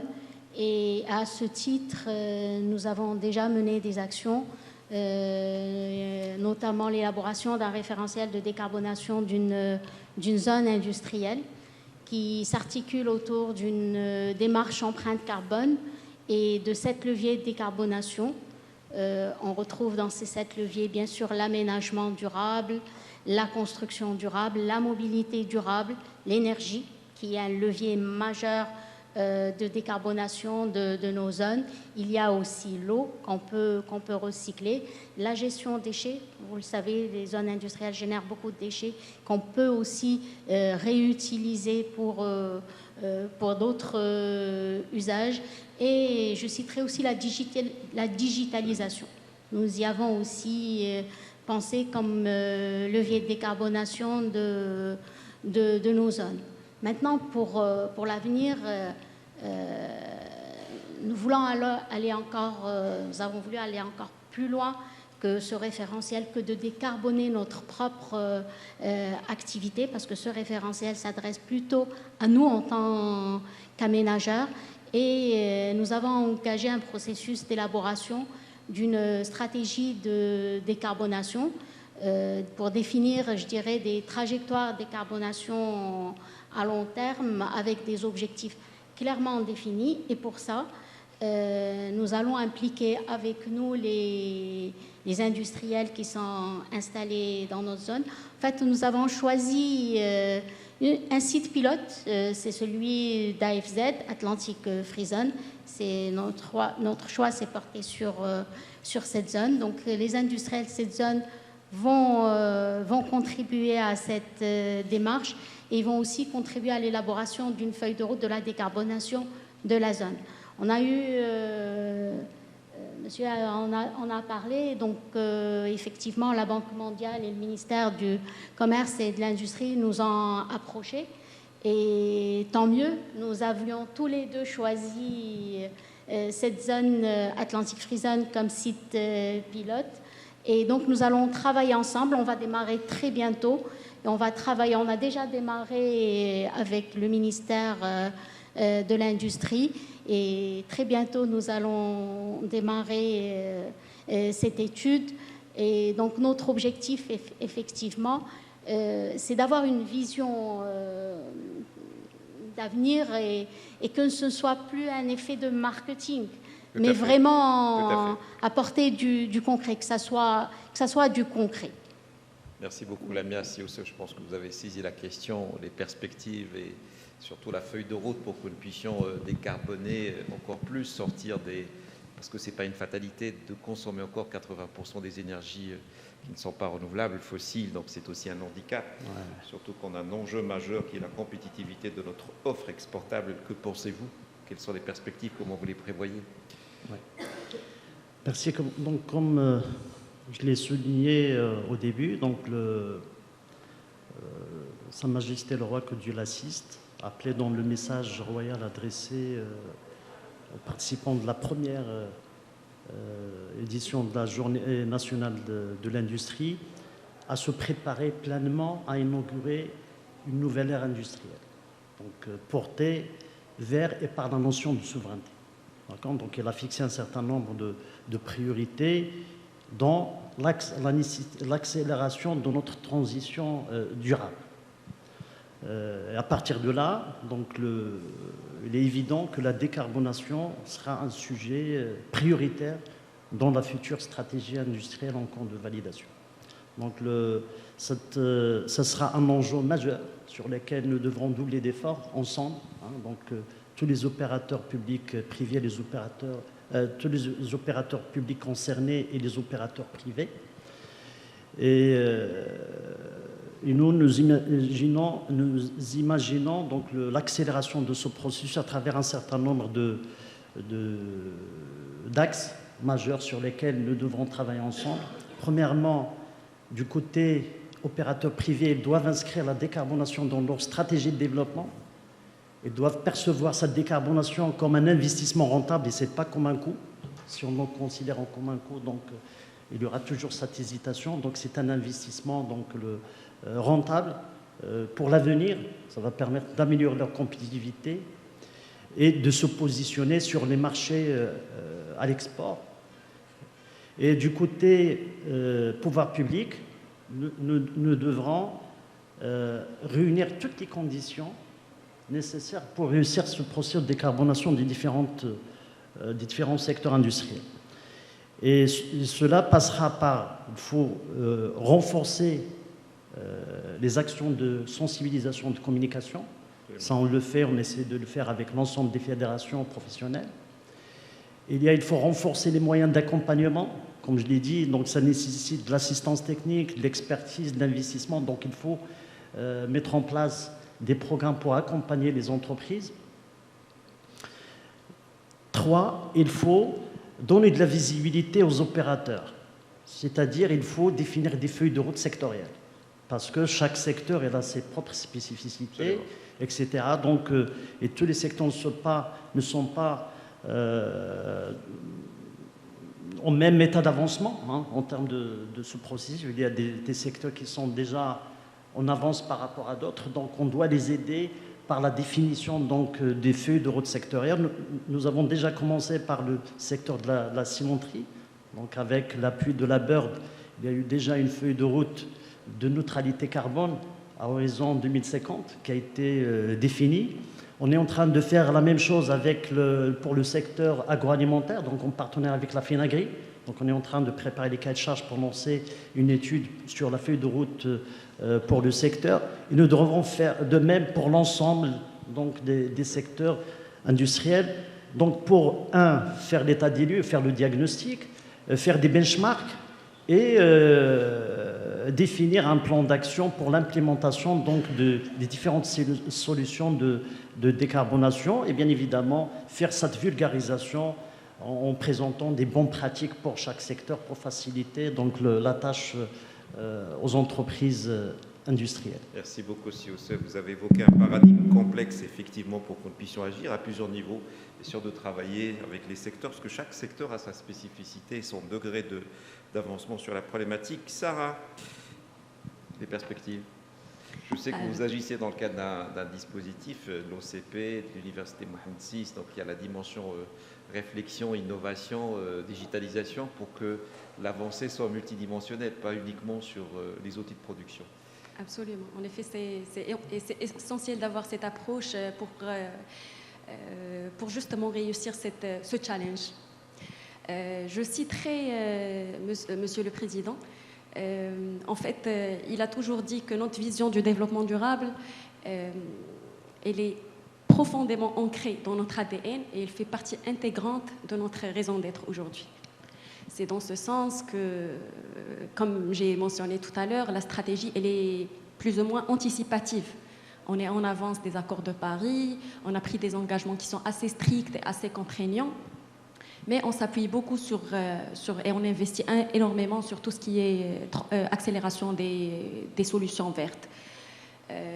En ce qui concerne les investissements, en 2022, le groupe a lancé un programme d'investissement de 13 milliards de dollars qui ambitionne, entre autres, de couvrir tout le besoin du groupe en termes d'énergie propre d'ici 2027, de produire du green ammonia, 3 millions de tonnes de green ammonia à horizon 2032 et de produire également 3 millions de tonnes de green fertilizers, justement destinés aux advanced economies et principalement au marché européen. Merci beaucoup, Sarah. Je vais m'adresser à Loïc. Je voudrais bien nous rejoindre parce que tu ne vas pas échapper aux questions de la salle parce que nous allons inverser les rôles. Je voudrais d'abord vous remercier. J'en ai fini pour mes questions, donc je m'adresse à la salle pour qu'elle puisse aussi poser ses questions. C'est ma place. Je voudrais bien aller de l'autre côté, s'il te plaît. Il va falloir encore te décarboner par rapport au positionnement, là, mon cher ami. Alors, je disais qu'il y avait beaucoup de questions qui ont été soulevées par rapport à Loïc. C'était ce qu'on appelle la green logistique. C'est un débat parce qu'elle fait partie de ce qu'on appelle l'écosystème global de décarbonation des entreprises. Il y a l'amont, il y a l'aval, il y a les partenaires, il y a la problématique. de la sensibilisation, de la communication, la centralité de l'élément humain, la problématique de l'innovation et de la digitalisation, parce qu'il faut qu'on trouve des solutions aussi marocaines qui tiennent compte de la réalité marocaine pour que nous puissions procéder à ce qu'on appelle cette souveraineté marocaine au niveau de ce qu'on appelle nos énergies et leur gestion. Mesdames et messieurs, je pense qu'il y a des questions, des doigts qui se lèvent, et il y en a un, deux. Je prendrai une série de questions, puis on reviendra par la suite à la salle pour d'autres. Mesdemoiselles, si vous voulez, vos micros, il y a monsieur derrière, et quand on en a deux, les premières questions sont les plus difficiles, n'est-ce pas? Je voudrais juste que vous présentiez, s'il vous plaît, et il faut que la question soit une question, pas une intervention supplémentaire. Allez-y. Merci, Monsieur Farhan. Bonjour, Taha Amir, observateur depuis environ une quinzaine d'années sur ces sujets-là au Maroc. Et Dieu sait si on n'a pas ramé à contre-courant sur ces sujets. Ma question elle est liée justement sur la démarche holistique à adopter. Et est-ce que même au-delà d'approcher les exportateurs ou les corps de métier, les fédérations professionnelles, les organisations fêtières, comme diraient nos voisins du Sud, est-ce qu'il ne faudrait pas plutôt commencer, parce que le nerf de la guerre reste l'argent, qu'on le veuille ou non, par plutôt approcher et essayer de faire l'effort de pédagogie par rapport au groupement des banques, essentiellement, parce qu'on part quand même d'un principe où, en parlant d'approche holistique, c'est des gens qui sont dans leur ADN appelés à financer plus d'actifs pour plus de revenus, pour rembourser et avoir des garanties. Et donc là, vous les approchez, vous leur dites « Non, on veut que vous financiez le fait de passer à zéro. » Et donc, après, c'est vrai que bon, il y a eu des PPA qui ont été faits. Ils se comptent sur les doigts d'une main ou peut-être de la deuxième main, mais même pas sûr.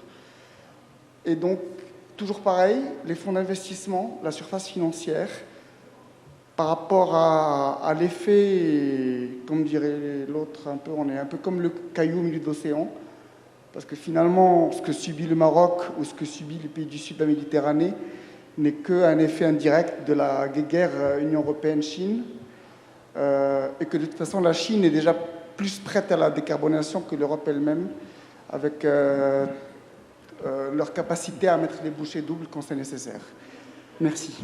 Merci Taha, je t'ai averti que ça aurait été une question. Tu as pris un peu de temps pour ta question.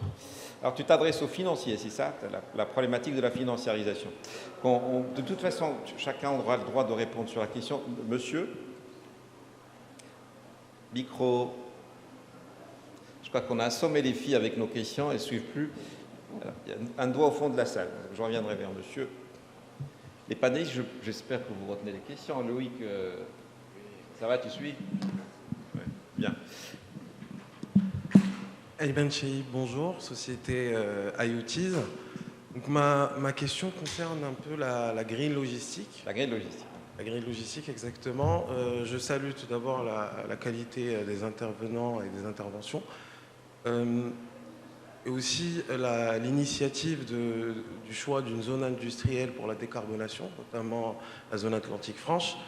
Ma question porte comment, et je me base sur ce qui était fait en France pour la zone de Dunkerque, qui voulait instaurer de la décarbonation, et notamment une économie circulaire. Est-ce que vous comptez instaurer une économie circulaire entre tous les acteurs de la zone industrielle?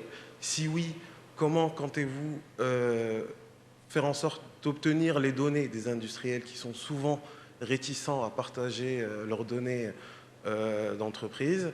Et comment vous comptez connecter l'ensemble des industriels pour instaurer une réelle économie circulaire? Merci, monsieur. Troisième question ici. Madame. Bonjour. Ah, j'ai une voix un peu... Qu'est-ce qu'elle a? Elle est belle, votre voix. N'oubliez Oui, pas juste de vous présenter. Donc. Tiens, tout d'abord, donc c'est monsieur Alamish Ntoufi. Je représente le pôle fret et logistique de l'Office national des chemins de fer. Alors, je tiens tout d'abord à vous remercier et à vous féliciter pour la qualité de monsieur Loïc, pour la qualité de l'introduction, qui est très riche et qui a pu nous éclairer sur certaines zones d'ombre. Et pour les panélistes, pour la qualité aussi des informations communiquées transmises. Alors j'aurais plutôt, je dirais, plutôt un questionnement ou un complément d'informations. Alors, en tant qu'ONCF, Dieu sait, vous savez tous, que c'est l'un des moyens et des leviers qui s'imposent aujourd'hui pour la décarbonation. Parce qu'à travers toutes les idées transmises, on n'a pas entendu parler de transport ferroviaire.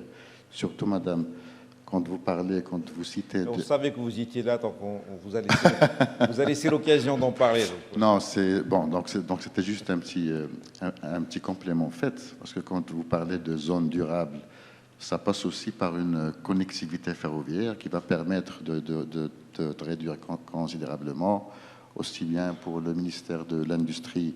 Donc c'est l'une des mesures. Bon, l'OCP n'en parlons pas, nous sommes déjà partenaires. Donc c'était juste un petit complément et juste pour. Non, c'est juste c'était un questionnement. Pourquoi nous n'avons pas évoqué la composante ferroviaire? Donc j'imagine que ça fait partie aussi des leviers. Et vous l'avez fait, on vous en remercie beaucoup. Merci à vous. Y a-t-il une voilà question par là? Merci beaucoup. Ah, cinquième. Oui, bien sûr. Bonjour à tous. Tout d'abord, je remercie énormément les organisateurs pour la qualité et la pertinence des questions et des sujets abordés pendant cet événement. Aussi, j'aimerais bien remercier les intervenants pour leur disponibilité.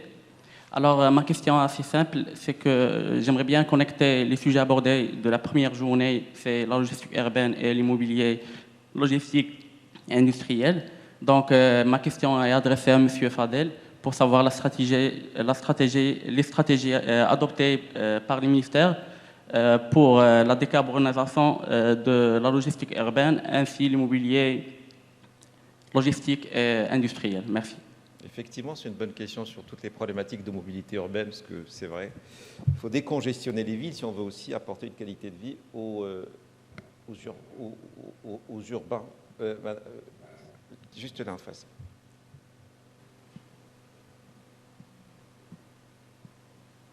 Mais bien sûr. Bonjour à tous, c'est Mouna Al-Ibrahimi, je suis supply chain directrice du groupe Richemont. Et ma question est adressée à M. Loïc sur les 80% d'énergie fossile au Maroc. Quelles sont ces composantes? Quelles sont les industries les plus gourmandes? Et quelles sont les perspectives dans le futur de réduire ce taux d'énergie fossile? Merci beaucoup, madame. Je ne sais pas s'il y a d'autres questions. Donc oui, monsieur. On fait un premier tour de questions et on reprendra d'autres si nécessaire. Bonjour, Rochdi Essam, entrepreneur. Et j'ai une question. Est-ce que vous pouvez vous présenter, monsieur, s'il vous plaît? Bonjour, je suis Rochdi Essam, entrepreneur. D'accord, merci.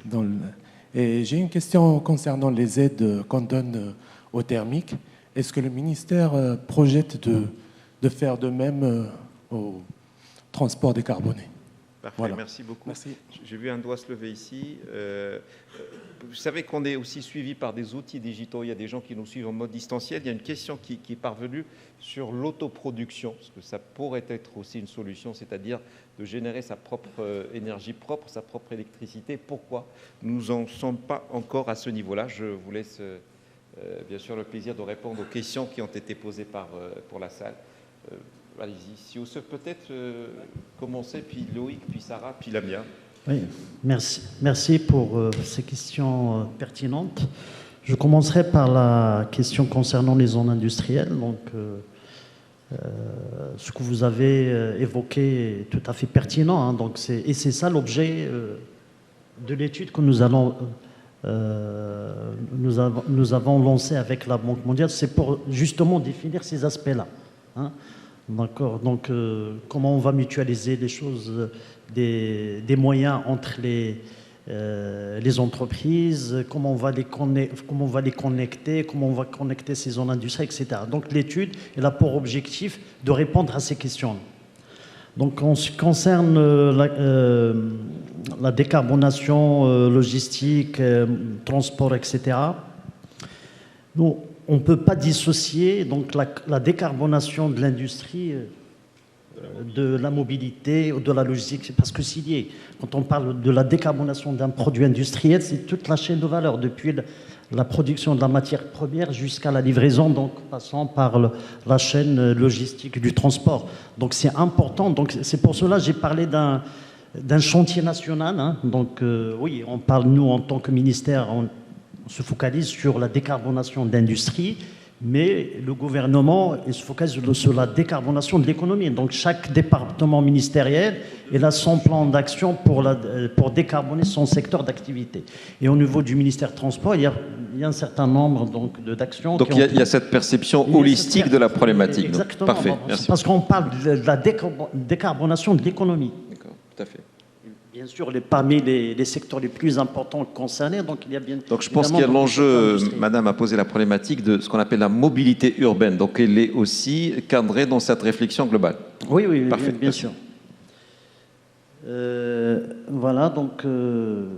Loïc, pour le relais, on reviendra peut-être à Youssef, parce que je crois qu'il y a beaucoup de questions, les énergies fossiles, la problématique de l'autoproduction, etc. Comment réconcilier nos réflexions par rapport à ces réalités?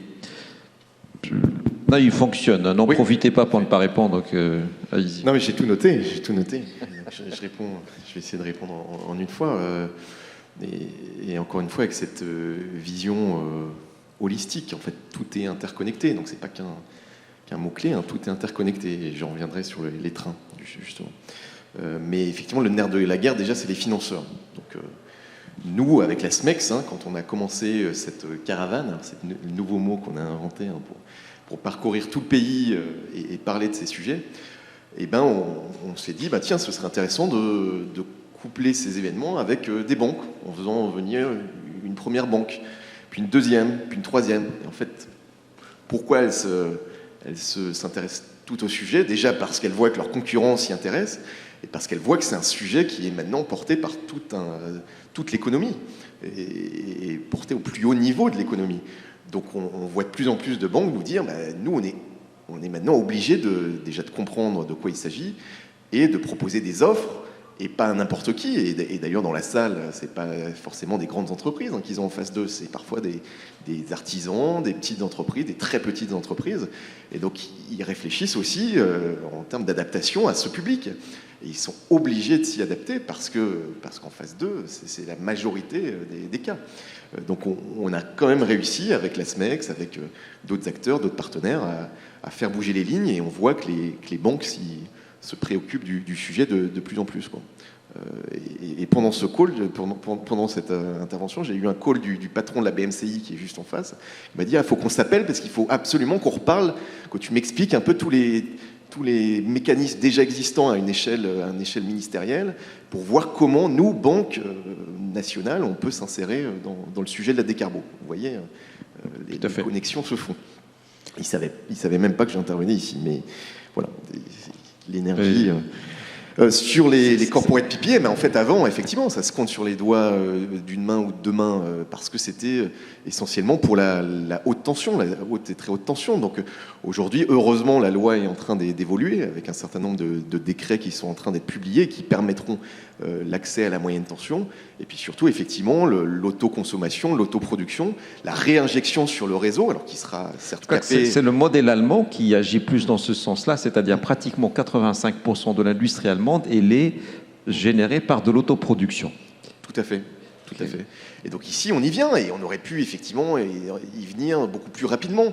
Maintenant, vous connaissez les tensions, les guerres de chapelle, le rôle de l'ONE, qui a une vision beaucoup plus centralisée, qui existe dans d'autres pays. Hein. Ces mêmes débats, on les a eus, on les a encore dans d'autres pays. Hein.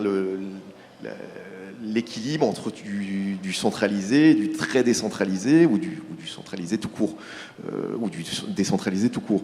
Donc oui, ça avance progressivement, peut-être trop lentement, mais voilà, cet accès à la moyenne tension, c'est quand même une excellente nouvelle qui permettra d'autoconsommation, d'autoproduction, qui permettra même à l'entreprise de se faire de l'argent en réinjectant une partie sur le réseau, en créant des interconnexions, et dans les zones industrielles, ce sera extrêmement clé. Ça permettra aussi aux entreprises de sortir de leur propre entreprise et de réfléchir collectif, et je laisserai mes collègues y revenir.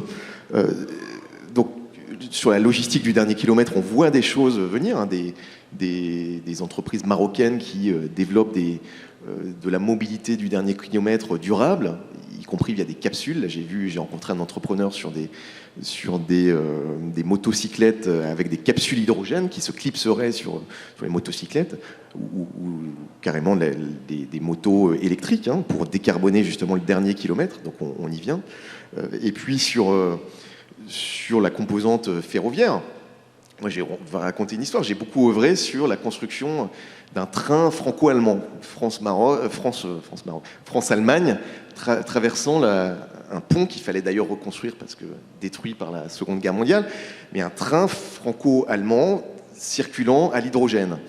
Et la première réflexion a été de dire, la SNCF m'a dit, ça sert à rien, hydrogène, on a un réseau qui fonctionne au nucléaire, donc qui est déjà décarboné. Et les Allemands, eux, qui poussaient l'hydrogène, parce qu'ils disaient, ouais, nous, c'est plutôt un réseau qui fonctionne encore au charbon, au fioul, et donc on serait potentiellement très intéressé par ce train.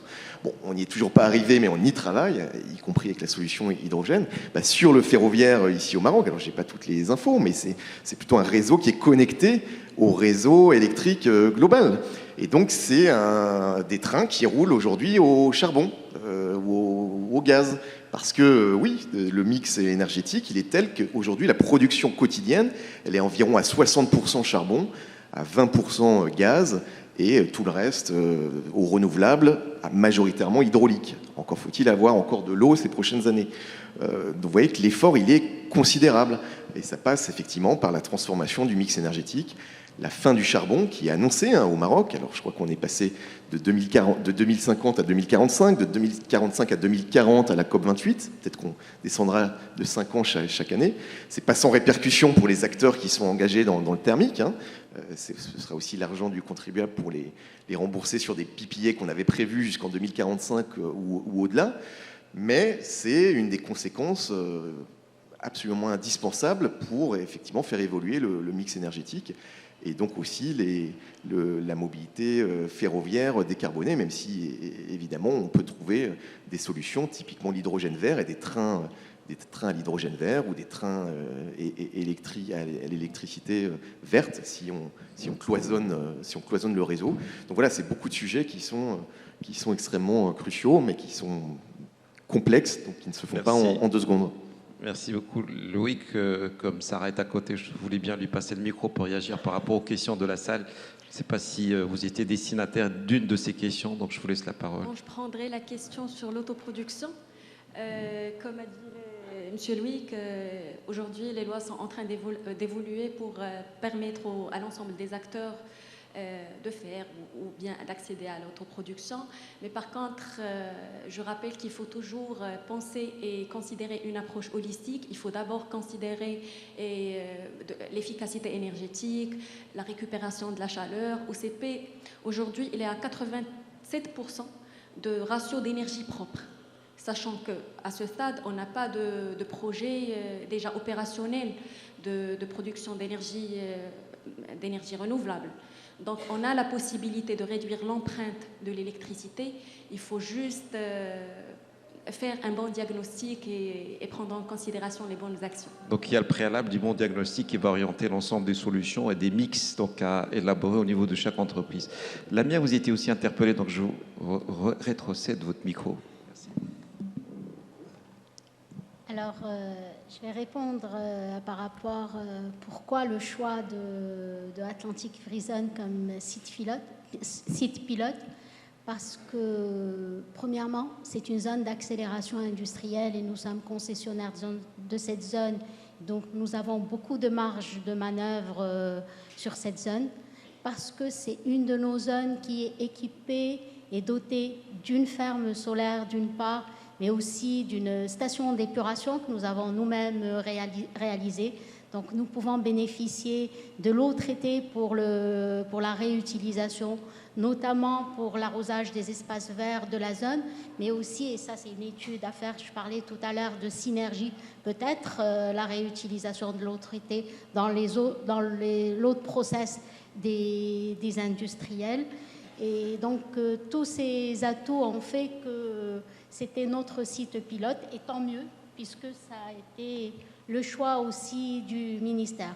Il faut dire aussi que dans les médias, on voyait bien que l'État se focalisait sur le secteur automobile, parce qu'on pensait qu'il allait être, je ne sais pas qu'on pensait, qu'il est aussi concerné par cette taxe carbone.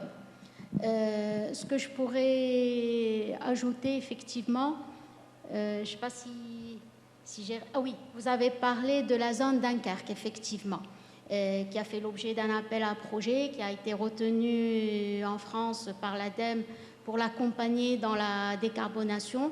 Et effectivement, aujourd'hui, ils sont au stade d'études pour voir comment créer des synergies entre les industriels et décarboner cette zone.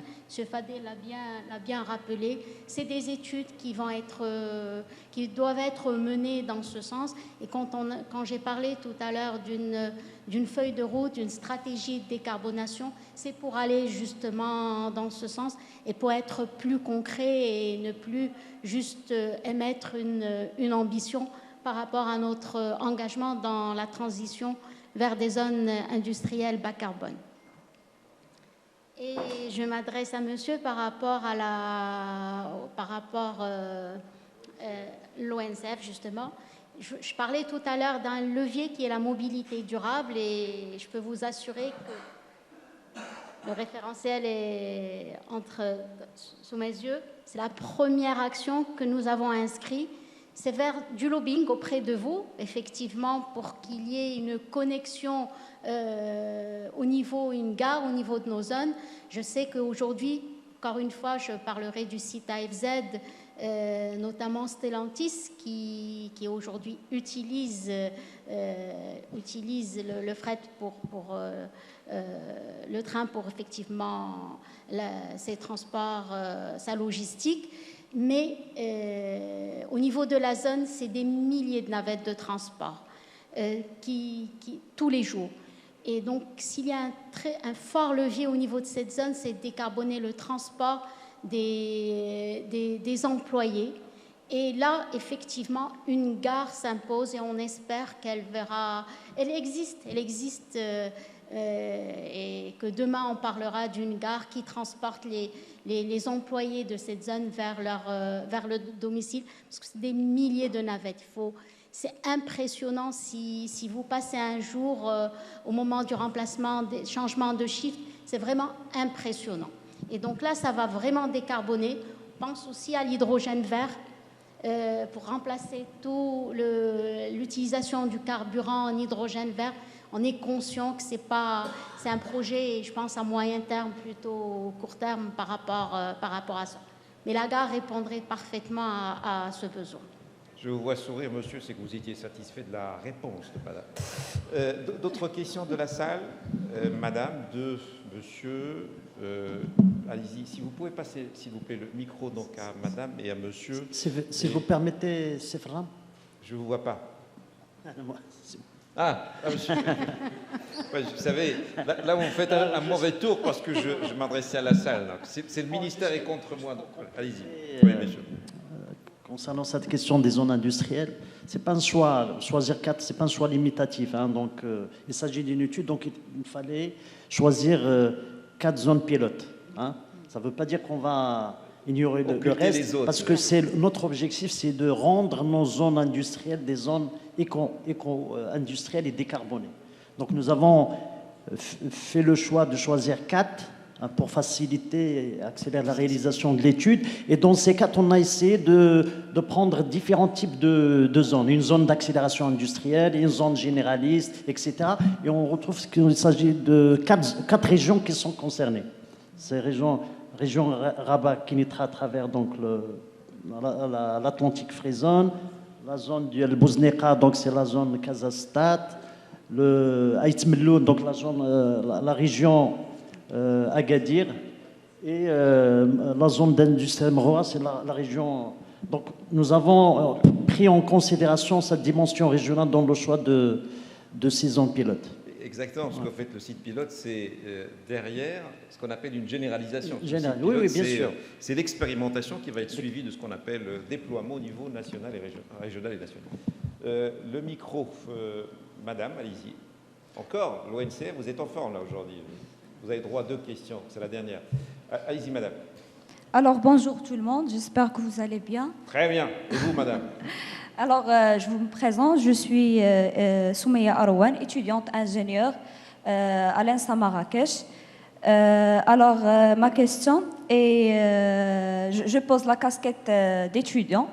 Alors, qu'est-ce que vous pensez sur la contribution des jeunes ingénieurs dans la décarbonation et puisque c'est une démarche, doit être une démarche participative, et qu'est-ce que vous disiez sur le retour au capital humain et à l'encouragement des étudiants ingénieurs pour donner tout ce qu'il y a dans l'innovation, et puisque madame elle a dit l'UM6P, mais déjà il y en a plusieurs. C'est pas exclusif. Non, oui, mais il y a un capital humain qui est très important et peut vraiment avoir une très bonne contribution à ceci. Et merci. Merci beaucoup. Je vous tiens par la même occasion à remercier les organisateurs de Logismed d'impliquer aussi les talents marocains, à savoir les étudiants, pour qu'ils puissent être aussi force participative et génératrice aussi de questionnements à haute valeur ajoutée.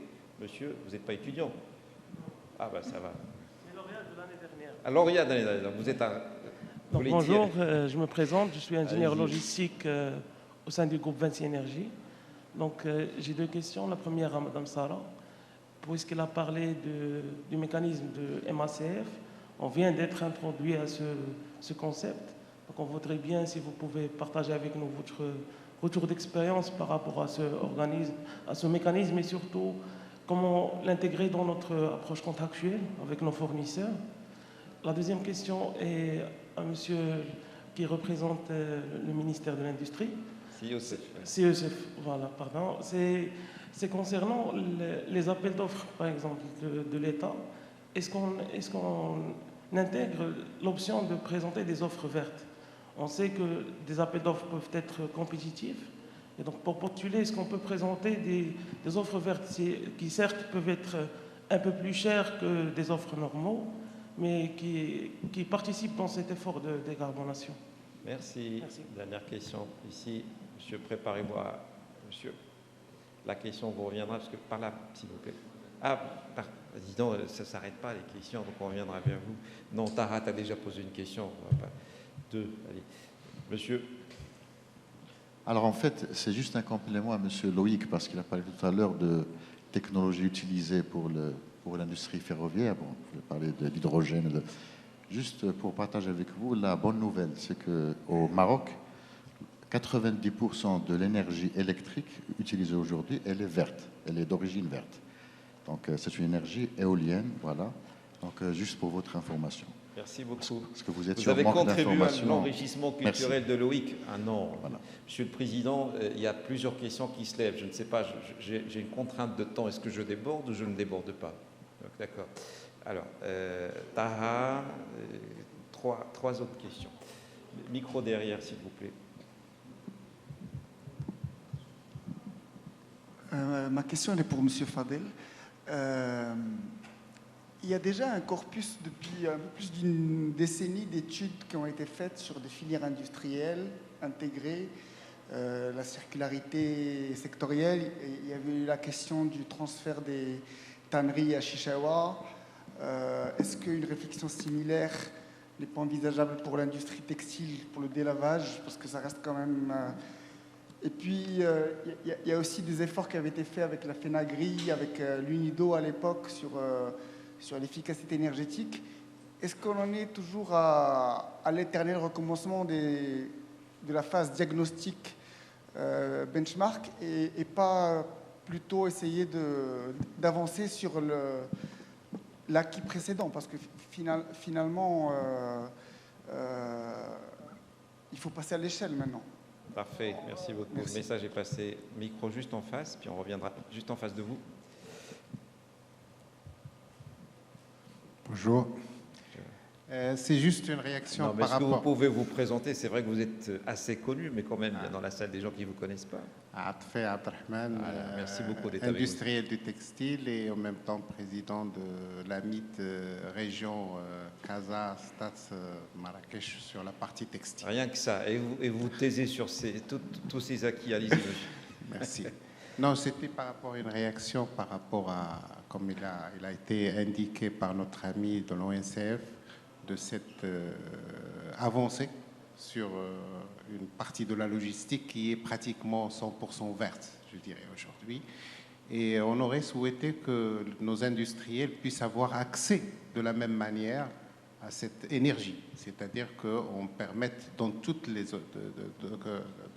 zones industrielles aujourd'hui de s'inscrire dans la consommation d'énergie, puisque l'énergie produite aujourd'hui par les différentes sources vertes est déjà sur le réseau national, de permettre à nos entreprises de s'inscrire et de pouvoir payer leur énergie verte directement, à la PME comme à la grande, etc. C'est-à-dire que ça, c'est un système que nous avons déjà par ailleurs, c'est juste pour le benchmark, que nous avons sur du coton bio, etc. Donc, il n'est pas plus nécessaire de le faire directement, mais on le fait sur un quota global.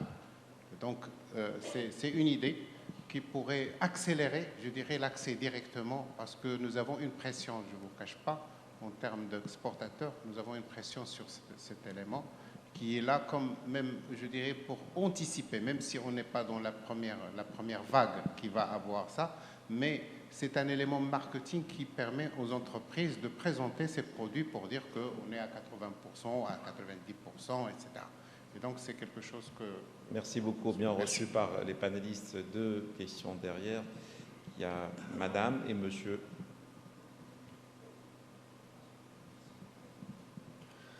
Bonjour, je suis Amine Bizgam, cadre à la Société nationale des transports et de la logistique.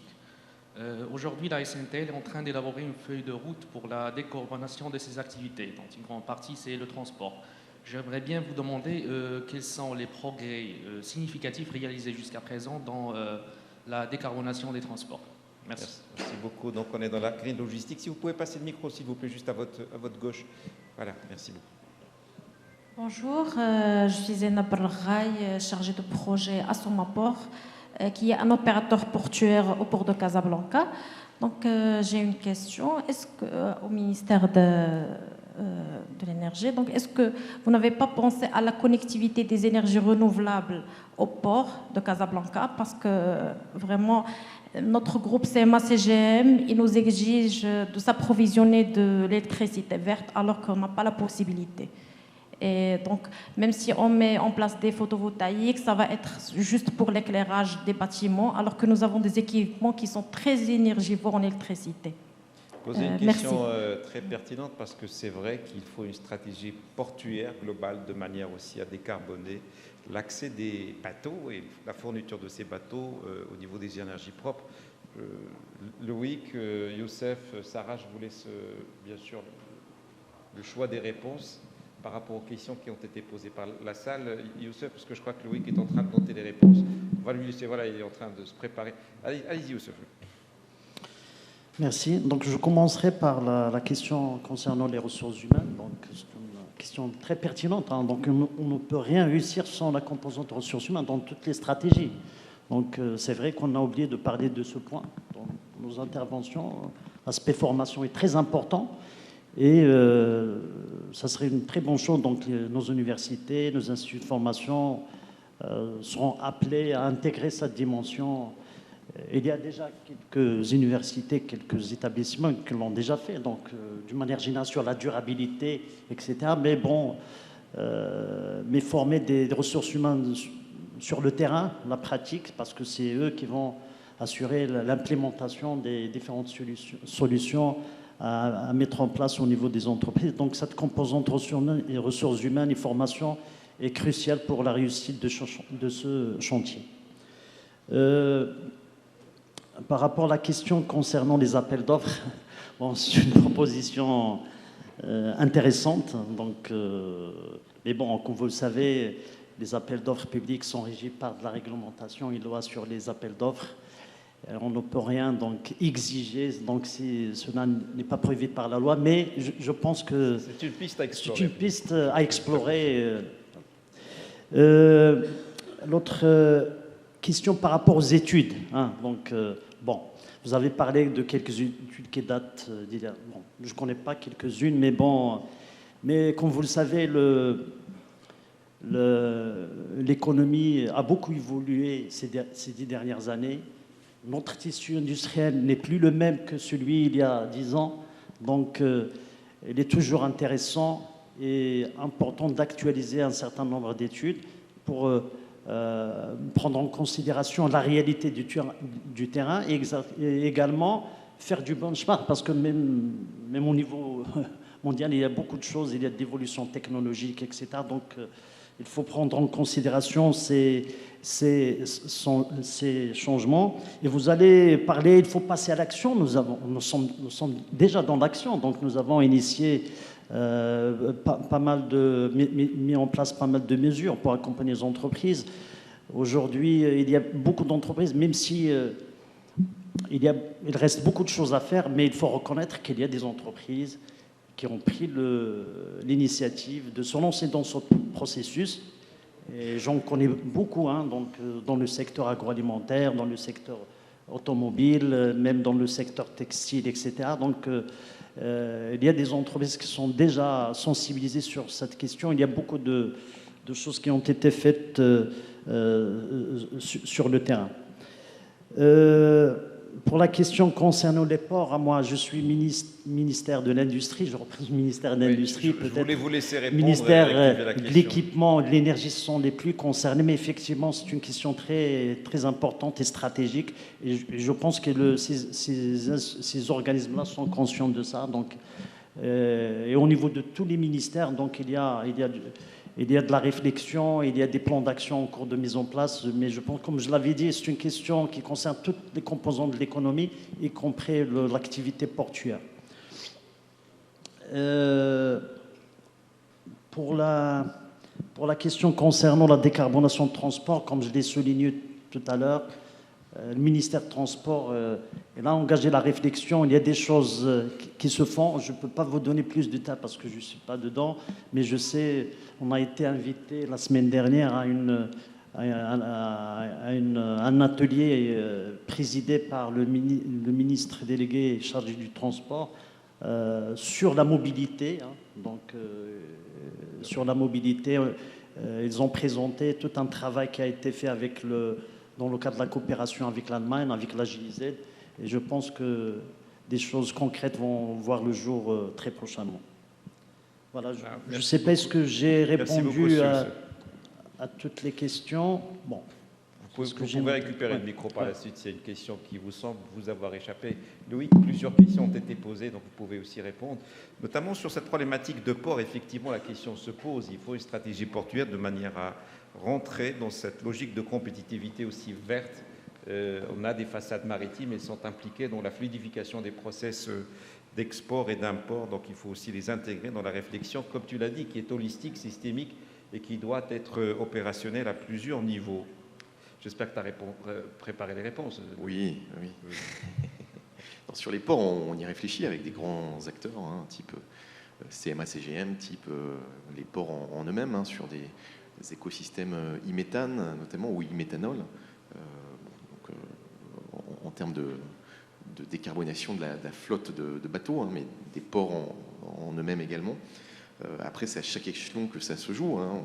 On l'a dit, l'échelon entreprise ou l'autoconsommation-production, voire réinjection sur le réseau, sera de plus en plus possible, justement grâce à l'ouverture à la moyenne tension. L'échelon zone industrielle, et on discute de plus en plus avec des zones industrielles, encore encore semaine dernière avec Tanger Med Utilities, hein, qui veulent de plus en plus jouer ce rôle de syndic de copropriété. C'est eux-mêmes qui utilisent cette métaphore pour justement foisonner les énergies au bénéfice de zones industrielles dans leur ensemble, et pour justement additionner tous les besoins et les connecter à des champs solaires ou éoliens, par exemple.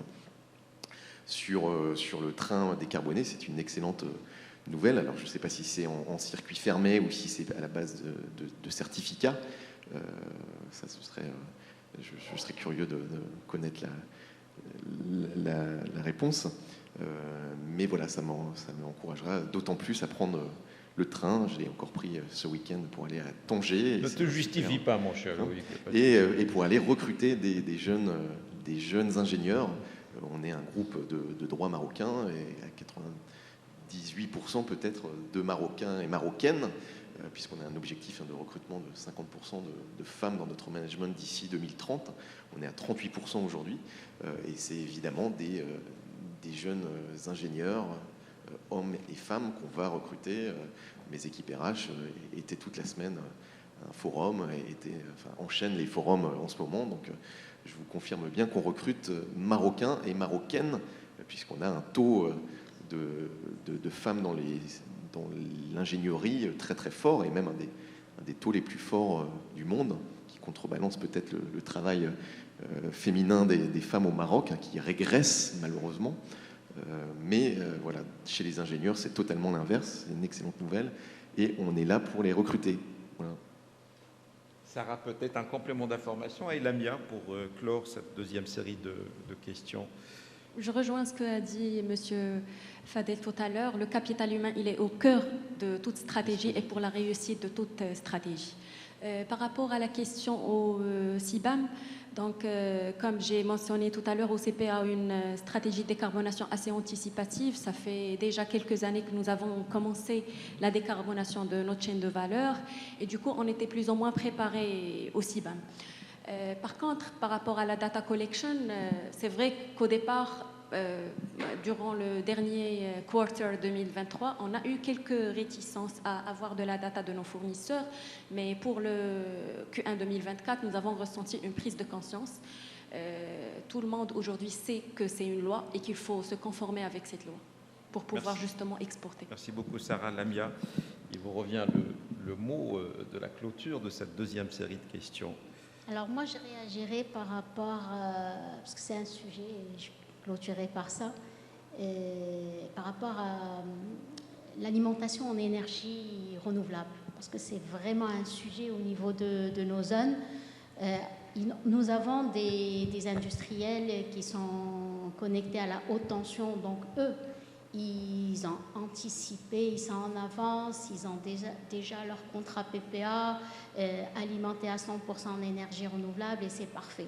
Maintenant, effectivement, les autres qui sont connectés en moyenne tension, ils veulent décarboner. Ils nous sollicitent par rapport à l'alimentation de la zone en énergie verte, et nous suivons de très près le chantier de la réforme de la réglementation du secteur, et nous attendons, ça a été déjà cité, nous attendons avec impatience les décrets qui vont permettre justement à ces industriels aussi s'alimenter en énergie verte, parce que quoi qu'on le dise, c'est vrai qu'il y a plusieurs leviers, mais c'est l'énergie qui est le levier majeur de la décarbonation de l'industrie. Merci. Merci Lamia. Vous savez, c'est un sujet passionnant. J'en veux comme preuve la qualité des interactions, la passion dans les questions et la passion aussi dans les réponses. Et je voudrais sincèrement du cœur remercier chaleureusement Logismed pour la qualité, l'excellence de l'organisation de cet événement global, que ce soit ce séminaire ou les autres qui ont été créés autour. L'actualité des thématiques, parce que c'est vrai, on est au cœur des problématiques actuelles quand on parle de décarbonation, de compétitivité, d'innovation, d'intelligence artificielle, de capital humain qui reste au centre des préoccupations, que ce soit au niveau du Maroc, au niveau international. Il n'y a pas de développement sans l'humain. Et quand je dis l'humain, c'est les femmes et les hommes. C'est la conjonction et la conjugaison de ces efforts qui fait la différence. Je voudrais aussi remercier les panélistes pour la qualité de leurs interventions, que ce soit sur le plan personnel ou des organismes que vous représentez. Leur implication nous aide beaucoup à avancer la réflexion dans ce pays-là, que ce soit NJ, l'OCP, le ministère qui a toujours été solidaire à ces réflexions stratégiques, et Medz aussi, qui est un exemple pour nous de développement au niveau de la gestion des zones. Je voudrais aussi, sans vous oublier, vous êtes nombreuses, mesdames et messieurs, d'avoir été présents, d'avoir aussi enrichi le débat par vos questions. Je vous souhaite une agréable fin de matinée. Je vous dis au revoir et à très bientôt.